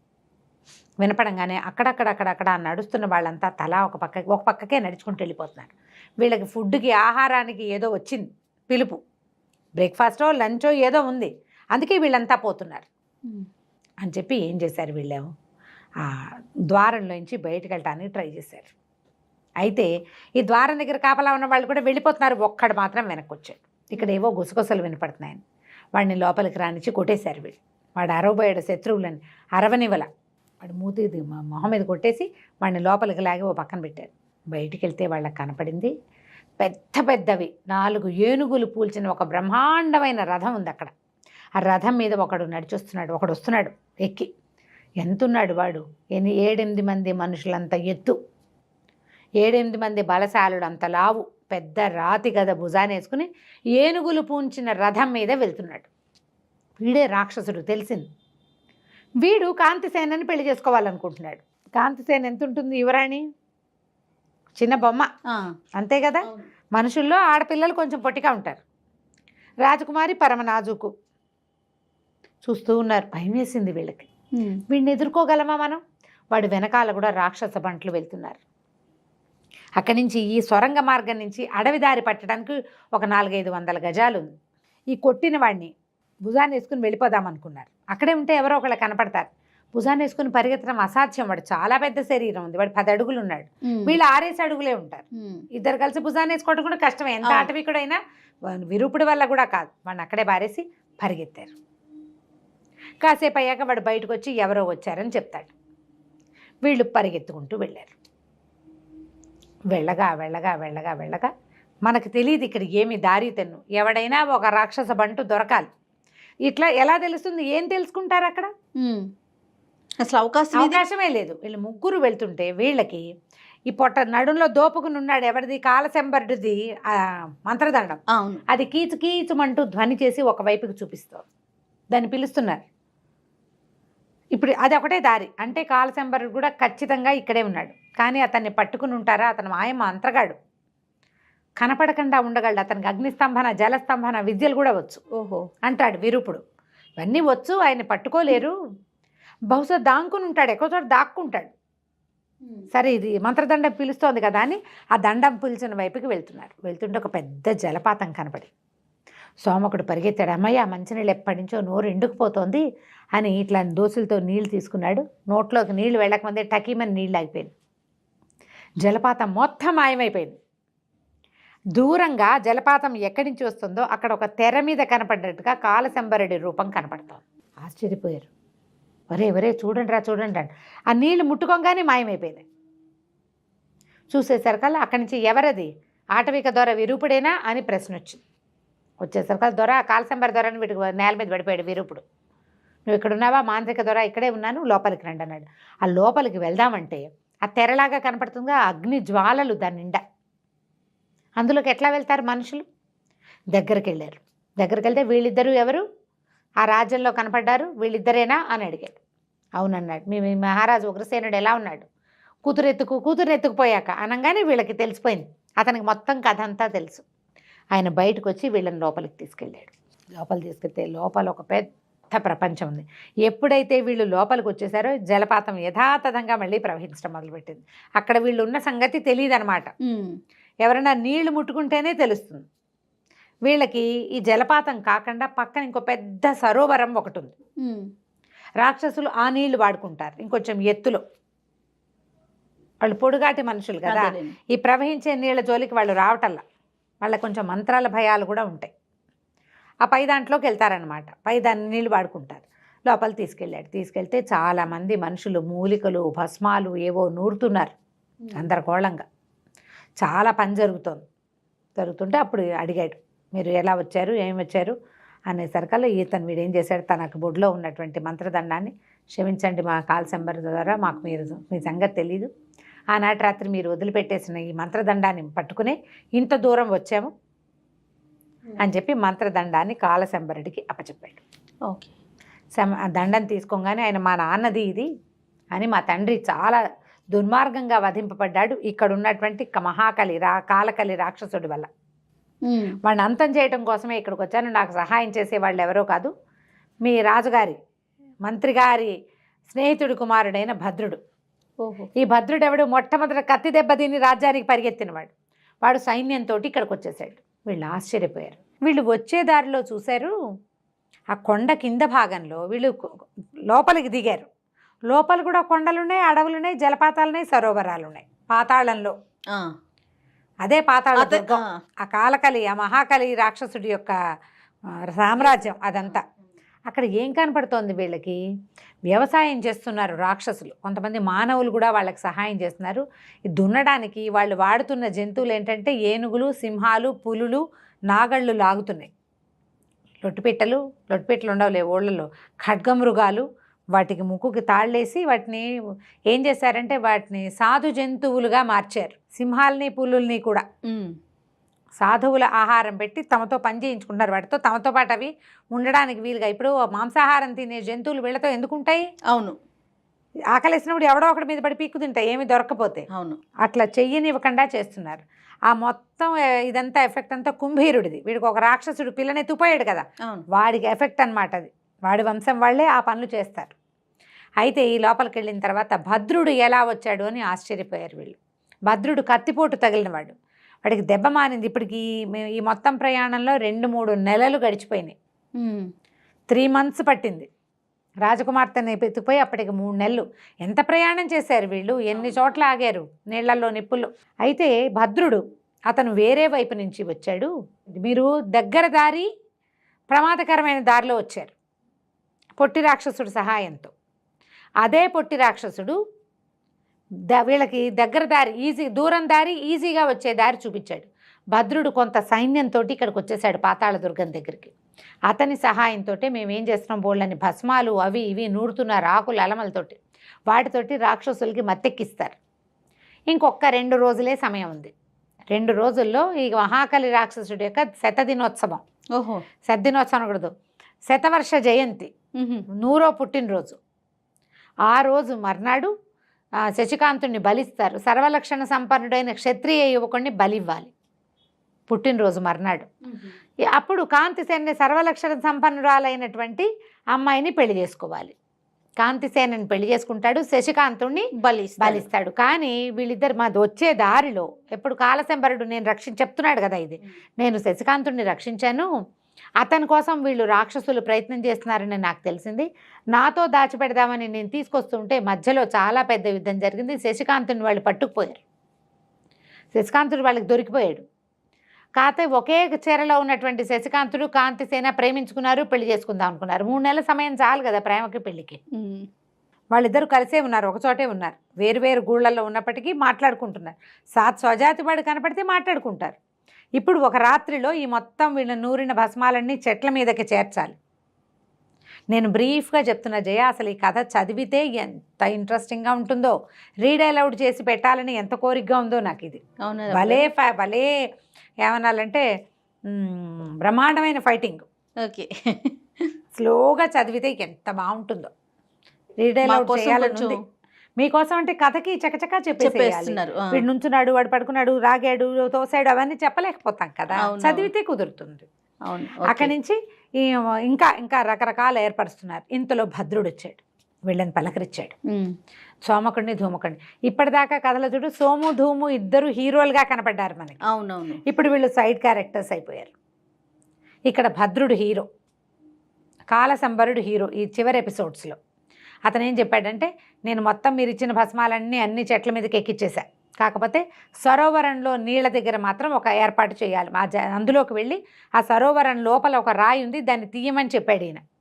అది మా వల్ల అయ్యే పని కాదు, ఆ రాయి కదలటం లేదు, మీరు ఎప్పుడు పెట్టారు? ఎవరికైనా జలస్తంభన విద్య తెలిసిన వాడే లోపలికి వెళ్ళగలడు, అక్కడ 1 గంట ఉండాలి ఆ రాయి తొయ్యాలంటే. అంటే సరే ఉండండి మనం వెళ్దామని అందరినీ తీసుకుని వెళ్ళాడు. ఎవరికి కనపడకుండా జాగ్రత్తగా దాక్కోండి, నేను నీళ్ళలోకి వెళ్తానన్నాడు. 1 గంట సేపు నేను రావడానికి సమయం పడుతుంది, వెయిట్ చేయండి అంటే వీళ్ళు పైన కూర్చుని, వీడెవడో పోయాడు లోపలికి, ఎప్పటికొస్తాడో, వాడు రాకపోతే ఏం చేయాలి? రాకపోతే తెల్లవారేసరికి శశికాంతుడు చచ్చిపోతాడు, పిల్లకి పెళ్ళైపోతుంది. ఇంత దూరము వచ్చి వీడి కోసం చూస్తున్నాం మనము. పైగా ఏమిటో భస్మాలు అంటాడు, వాటితోటి రాక్షసుల్ని ఏం చేస్తాము, అది మత్తెక్కిస్తుందని చెప్తున్నాడు. ఇది అయ్యే పనిగా లేదురా, ఇంత దూరం వచ్చాము, ఏదో రకంగా వాడి మీద పడి పోని, వాడిని ఏం చేయకపోతే పిల్లనైనా తప్పించి పారిపోతే శశికాంతుడి సంగతి భద్రుడు చూసుకుంటాడు. అవును, భద్రుడు వచ్చాడు కదా ఇక్కడికి సైన్యాన్ని తీసుకుని అనుకుంటున్నారు. 1 గంట దాటిన తర్వాత పకపకా నవ్వుతూ కాలశంబరుడు బయటకు వచ్చాడు. అతని చేతిలో ఒక బంగారు మొసలి పిల్ల ఉంది. మొసలి పిల్ల బంగారపు రంగులు మెరిసిపోతోంది, చిన్నపిల్ల. పకాలు నవ్వుతూ వచ్చాడనమాట. ఇది ఇక్కడ ఉండదు, వింధ్యపర్వత ప్రాంతాల్లో ఉంటుంది, ఎలాగో ఈ నీళ్లతో పడి అది ఇక్కడికి వచ్చేసింది, ఇది దొరికింది మనకి, దీన్ని చూపించి రాక్షసుల్ని మోసం చేయొచ్చు మనం, ఇది మనకి ఒక అంటే ఏమనాలి మంచి శకునం అని చెప్పాడు. ఈ నీళ్లు లాగేస్తే ఏమవుతుందంటే నీటి ప్రవాహం పైనుంచి వచ్చేసరికల్లా ఆ రాయి తప్పిపోయింది, విపరీతంగా నీరు బయటకు వచ్చేస్తుంది. ఈయన ఎన్నేళ్ల క్రితమో దీన్ని ఇక్కడ పెట్టాడు. పాతాళ దుర్గాన్ని ముంచేసే నీళ్లు గండిపడినట్టే అనమాట. ఇంకా పైకి వచ్చేసాడు. అక్కడి నుంచి ఏమన్నాడు, ఇతన్ని అడిగాడు విరూపుణ్ణి, నీ కాల గరుడు నల్లపక్షి ఉంది కదా గద్ద, ఇది మాట వింటుందంటే అది దాన్ని చాలా బాగా వింటుందన్నాడు. అయితే ఓ పని చేద్దామని ఈ మొసలిని ఈ పక్షికి అలవాటు చేశారు. ముందు గీరింది కానీ తర్వాత మెల్లిగా కీ కీ కీ అని ఒప్పుకుంది. దాన్ని కాలికేసి దీన్ని కట్టేశారు. పక్షి కాలికేసి కట్టేశారు. రెండిటికి ఆహారం పెట్టి రక్షించారు. వాళ్ళిద్దరిని రెండింటిని జంతువుల్ని పక్కపక్కనే ఉంచి ఫుడ్ పెడితే మెల్లిగా అలవాటు అయిపోతుంది. ఫ్రెండ్స్ అయిపోయినాయి. అక్కడి నుంచి ఏమైంది, తెల్లవారేసరికల్లా రాక్షసులు అందరూ పండగ చేసుకోవటం మొదలుపెట్టారు. అతను పుట్టినరోజు కదా. అదేలే. సరే, ఈ పండగ హడావిడి నడుస్తుంటే వీళ్ళు ఏం చేశారు, ఆ పైనుంచి వాళ్ళేమో తాగేస్తారు విపరీతంగా. అన్ని చెట్ల మీద దాచిపెట్టినటువంటి భస్మాలన్నీ పోసేశారు కిందకి. ఆ భస్మాలు వీళ్ళ తాగుడు ఆ భస్మము కలిసేసరికల్లా అది ముక్కులోకి వెళ్ళేసరికల్లా ఒక రకమైన మత్తు వస్తుంది, ఇంటాక్సికేషన్ లాంటిది. మత్తెక్కిపోతున్నారు వాళ్ళంతా. మత్తెక్కిపోయి పొట్లాడుకోవడం మొదలుపెట్టారు. వాళ్ళలో వాళ్ళు కొట్టుకుంటుంటే మహాకలి అతనితో పాటు ఒక వృద్ధ సేవకుడు ఒక ఆయన ఉంటాడు, ఓ రాక్షసుడు, ముసలి రాక్షసుడు. అందరు కలిసి వచ్చారు, వీళ్ళని విడదీశారు. ఎందుకురా కొట్టుకుంటున్నారని. ఇంతలో వీళ్ళేం చేశారు, ఈ పక్షి కాలికి మొసల్ని కట్టారు కదా, ఆ పక్షిని తోలేరు వాళ్ళ దగ్గరికి వెళ్ళమని. పైనుంచి పక్షి ఈ పాముకి వేళ్లాడుతున్నటువంటి ఇది మొసలి చూసేసరికి వాళ్ళు వెళ్ళేమనుకున్నారు, వీడి పుట్టినరోజు కొడుకుని దీవించడానికి ఘోర కలిట వాళ్ళ నాన్న రాక్షసుడు చచ్చిపోయాడు, వృద్ధ రాక్షసుడు వాళ్ళ తండ్రి.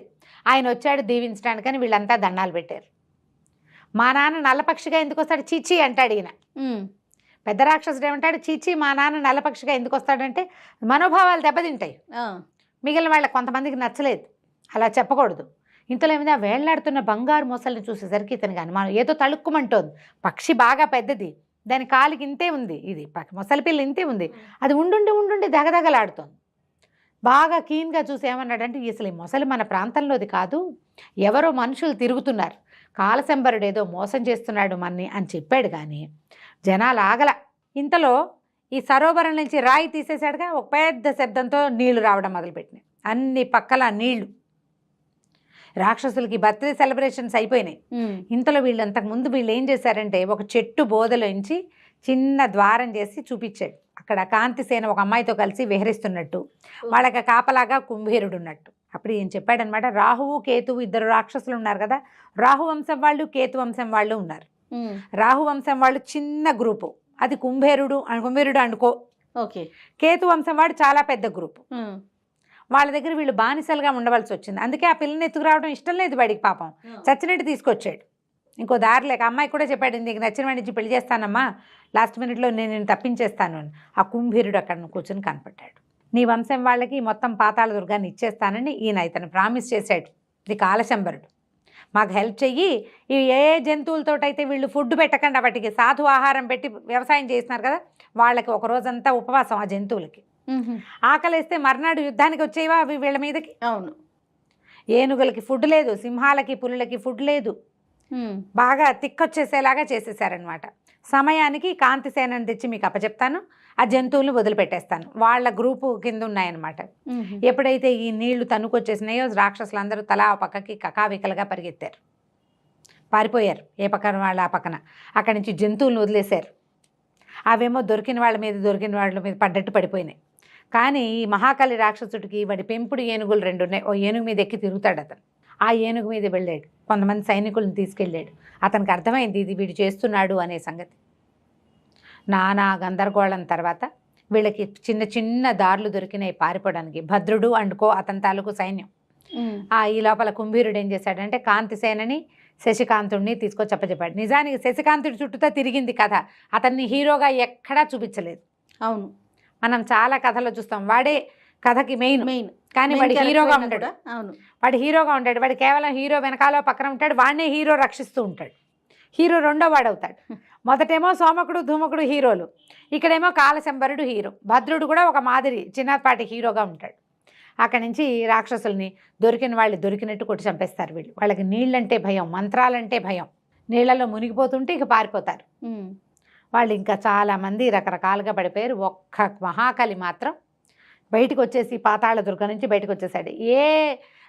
దీని మీద ద్వీపం మీద పొట్టి రాక్షసుడు వాడి పెళ్ళాంతో ఉన్నాడు, ఆ ద్వీపం మీదకి వచ్చేసారు మొత్తం. ఇదంతా నీళ్లు మునిగేసరికల్లా ఎక్కడ మట్టి ఉందో అక్కడికి వచ్చేస్తారు కదా. ఈ లోపల మంత్రి గంగాధరుడు ఆయన సైన్యం కూడా వచ్చేసింది. మొత్తం అంతా ఓ చోటకి చేరారనమాట. ఈ మహాకలి ఏం చేశాడంటే ఏనుగు ఎక్కేసి ఒక గుహలోకి పారిపోయాడు. రెండో గుహలోకి పారిపోయిన రాక్షసులందరినీ కొట్టి చంపేశారు వీళ్ళు. అకంటే అక్కడ నిలబడి పిలిచారు, నువ్వు ధర్మయుద్ధం చేద్దాం రా, నువ్వు దాక్కున్నావు, నువ్వు ఒక్కడవే మిగిలావు, నీ కేతు వంశం మొత్తం పోయింది, రాహు వంశం వాళ్ళకి ఈ రాజ్యాన్ని ఇచ్చేయడానికి ఇక్కడ ఉన్న మొత్తం ప్రాంతాల వాళ్ళంతా ఒప్పుకున్నారు. దానికి ఎవరు ఒప్పుకోవాలి? ఆటవికులు ఒప్పుకోవాలి. ఆ ప్రాంతానికి పాలకులు వాళ్ళు. ఈ మొత్తం ప్రదేశం అంతా కుంతల రాజ్యం కింద ఉంది. అవును, వాళ్ళు కదంబ రాజ్యం నుంచి అమ్మాయిని తీసుకొచ్చాడు, కుంతల రాజ్యం నుంచి అబ్బాయిని తీసుకొచ్చారు. ఇదంతా వాళ్ళది, వాళ్ళు ఒప్పేసుకున్నారు. నువ్వు యుద్ధం చేసి గెలిచావా నీది నీకు ఇస్తారు, లేదంటే మాకు రెడీయే మేము అనగానే ధర్మ యుద్ధం చేద్దామని అతను ఏం చేశాడు, తన ఏనుగును వదిలిపెట్టేసి వచ్చాడు. నిజంగానే బయట ఇతను ఏమన్నాడంటే, మా నాన్నని చంపేసావు నువ్వు, అన్యాయంగా ముక్కలు ముక్కలుగా తరిగావు, మా నాన్నదే ఈ దండం, ఈ దండంతో యుద్ధం చేస్తాను నేనని ఇద్దరు కలిసి ద్వంద్వ యుద్ధానికి దిగారు. భూమి అంతా కంపించిపోయింది. ఒక రాక్షసుడు, ఒక మాంత్రికుడు వాళ్ళ యుద్ధం, మిగిలిన వాళ్ళంతా చూస్తూ నుంచున్నారు. మొత్తానికి కాలసంబరుడి చేతిలో మహాకలి మరణించాడు. మరణించగానే పాతాళ దుర్గం చాలా మటుకు నీట మునిగిపోయింది కదా. ఇతను అడిగాడు కుంభీరుడు, నువ్వు ఇవన్నీ నీళ్లు తెప్పించేసావు, నువ్వు ఎక్కడెక్కడి నుంచి ఆ నీళ్ళని స్టోర్ చేసి పెట్టావో అంతా మునిగిపోయాక నేనేం రాజ్యం చేస్తాను అంటే, సరే వెళ్ళి రాయి అక్కడ పెడతానన్నాడు. అతను మళ్ళీ నీళ్లలోకి వెళ్ళి రాయిని సెట్ చేసి పెట్టాడు. ఈ గొడవల్లో వీడి నల్లపక్షి ఎక్కడికో పోయింది. ఓహో, ఆ మొసలు కట్టేసి ఉంది కదా. సరే ఆ మొసల్ని ఎక్కడైనా దొరికితే నేను మీకు పంపిస్తానన్నాడు. ఈ కాంతిసేనని తీసుకుని, శశికాంతుడిని తీసుకుని, భద్రుడితో సహా మొత్తం సైన్యం అంతా సోమకుడు ధూమకుడితో పాటుగా ఆ ప్రాంతం నుంచి బయలుదేరారు. ఆ కాంతిసేనకు చెప్పారు, మీ రాజ్యానికి నువ్వే రాజువి, వీళ్ళిద్దరూ నీ సైన్యాధిపతులుగా ఉంటారు. ఒకడు మంత్రి, ఒకడు సలహా చెప్పేవాడు, ఒకడు బాణాలు వేసేవాడు. ఒకడు మంత్రి, రెండోవాడు సహాయకుడుగా ఉంటారు. నీ భర్త ఎవడైతే వాడికే రాజ్యం. భర్త ఎవడు? ఆల్రెడీ శశికాంతుడిని అమ్మాయి మనసా వివాహం చేసేసుకునే కుంతల దేశపు మంత్రి గారు అబ్బాయి కదంబ రాజ్యానికి రాజు అవుతాడు. ఓహో, ఎవరి దారిన వాళ్ళు ఇళ్ళకి వెళ్ళిపోయారు. ఈ వీరూపుడు వీళ్ళు ఏం చేశారు, ఈ అమ్మాయితో పాటు తిరుగుతోంది భామాసింగి. ఆ భామాసింగి చెప్పాడనమాట ఈ కుంభీరుడు, వీది మహాకాళి రాజుతో పాటు ఉండి రాక్షసుడితో పాటు ఈ రాజ్యానికి రాణి కావచ్చని ఆశ పెట్టుకుని ఉంది, దీన్ని జాగ్రత్తగా కంట్రోల్ చేసుకో, ఇది సరైంది కాదు అని చెప్పి ఆ అమ్మాయిని పులిందుడికి అప్పచెప్పాడు. వీరూపుడికి పులిందుడి మీద కూడా ఆధిపత్యం ఇచ్చారు. అతను ఇదంతా హెల్ప్ చేశాడు కాబట్టి. పొట్టి రాక్షసుడు తన దారిని తను భార్యతో పాటు వెళ్ళిపోయాడు. ఎవరి దారిని వాళ్ళు సర్దుకున్నారు. కుంభీరుడు పాతాళ దుర్గానికి రాజయ్యాడు. కానీ ఈసారి ఇలాంటి రాక్షస వ్యవహారాలు ఏమీ చేయలే. అతని గ్రూపు చిన్నది, మీతో స్నేహంగా ఉంటానని వాళ్ళకి ప్రామిస్ చేశాడు. ఎవరి దారిని వాళ్ళు వెళ్ళిపోయారు. కథ కంచికి మనం ఇంటికి. Super super. ఎంత మంచి ఫైటింగ్ ఉన్న సిరీస్ రమ్మగారు. అన్ని యుద్ధాలే. ఎవరో ఎవరితోట ఎప్పుడో ఎక్కడో చోట పోట్లాడుకుంటూనే ఉంటారు, కొట్టుకుంటూనే ఉంటారు. అంతే. పుస్తకం కనుక దొరికి, కథ దొరికితే నిదానంగా చదివితే ఎంత బాగుంటుందో. రైట్. నమస్తే. నమస్తే.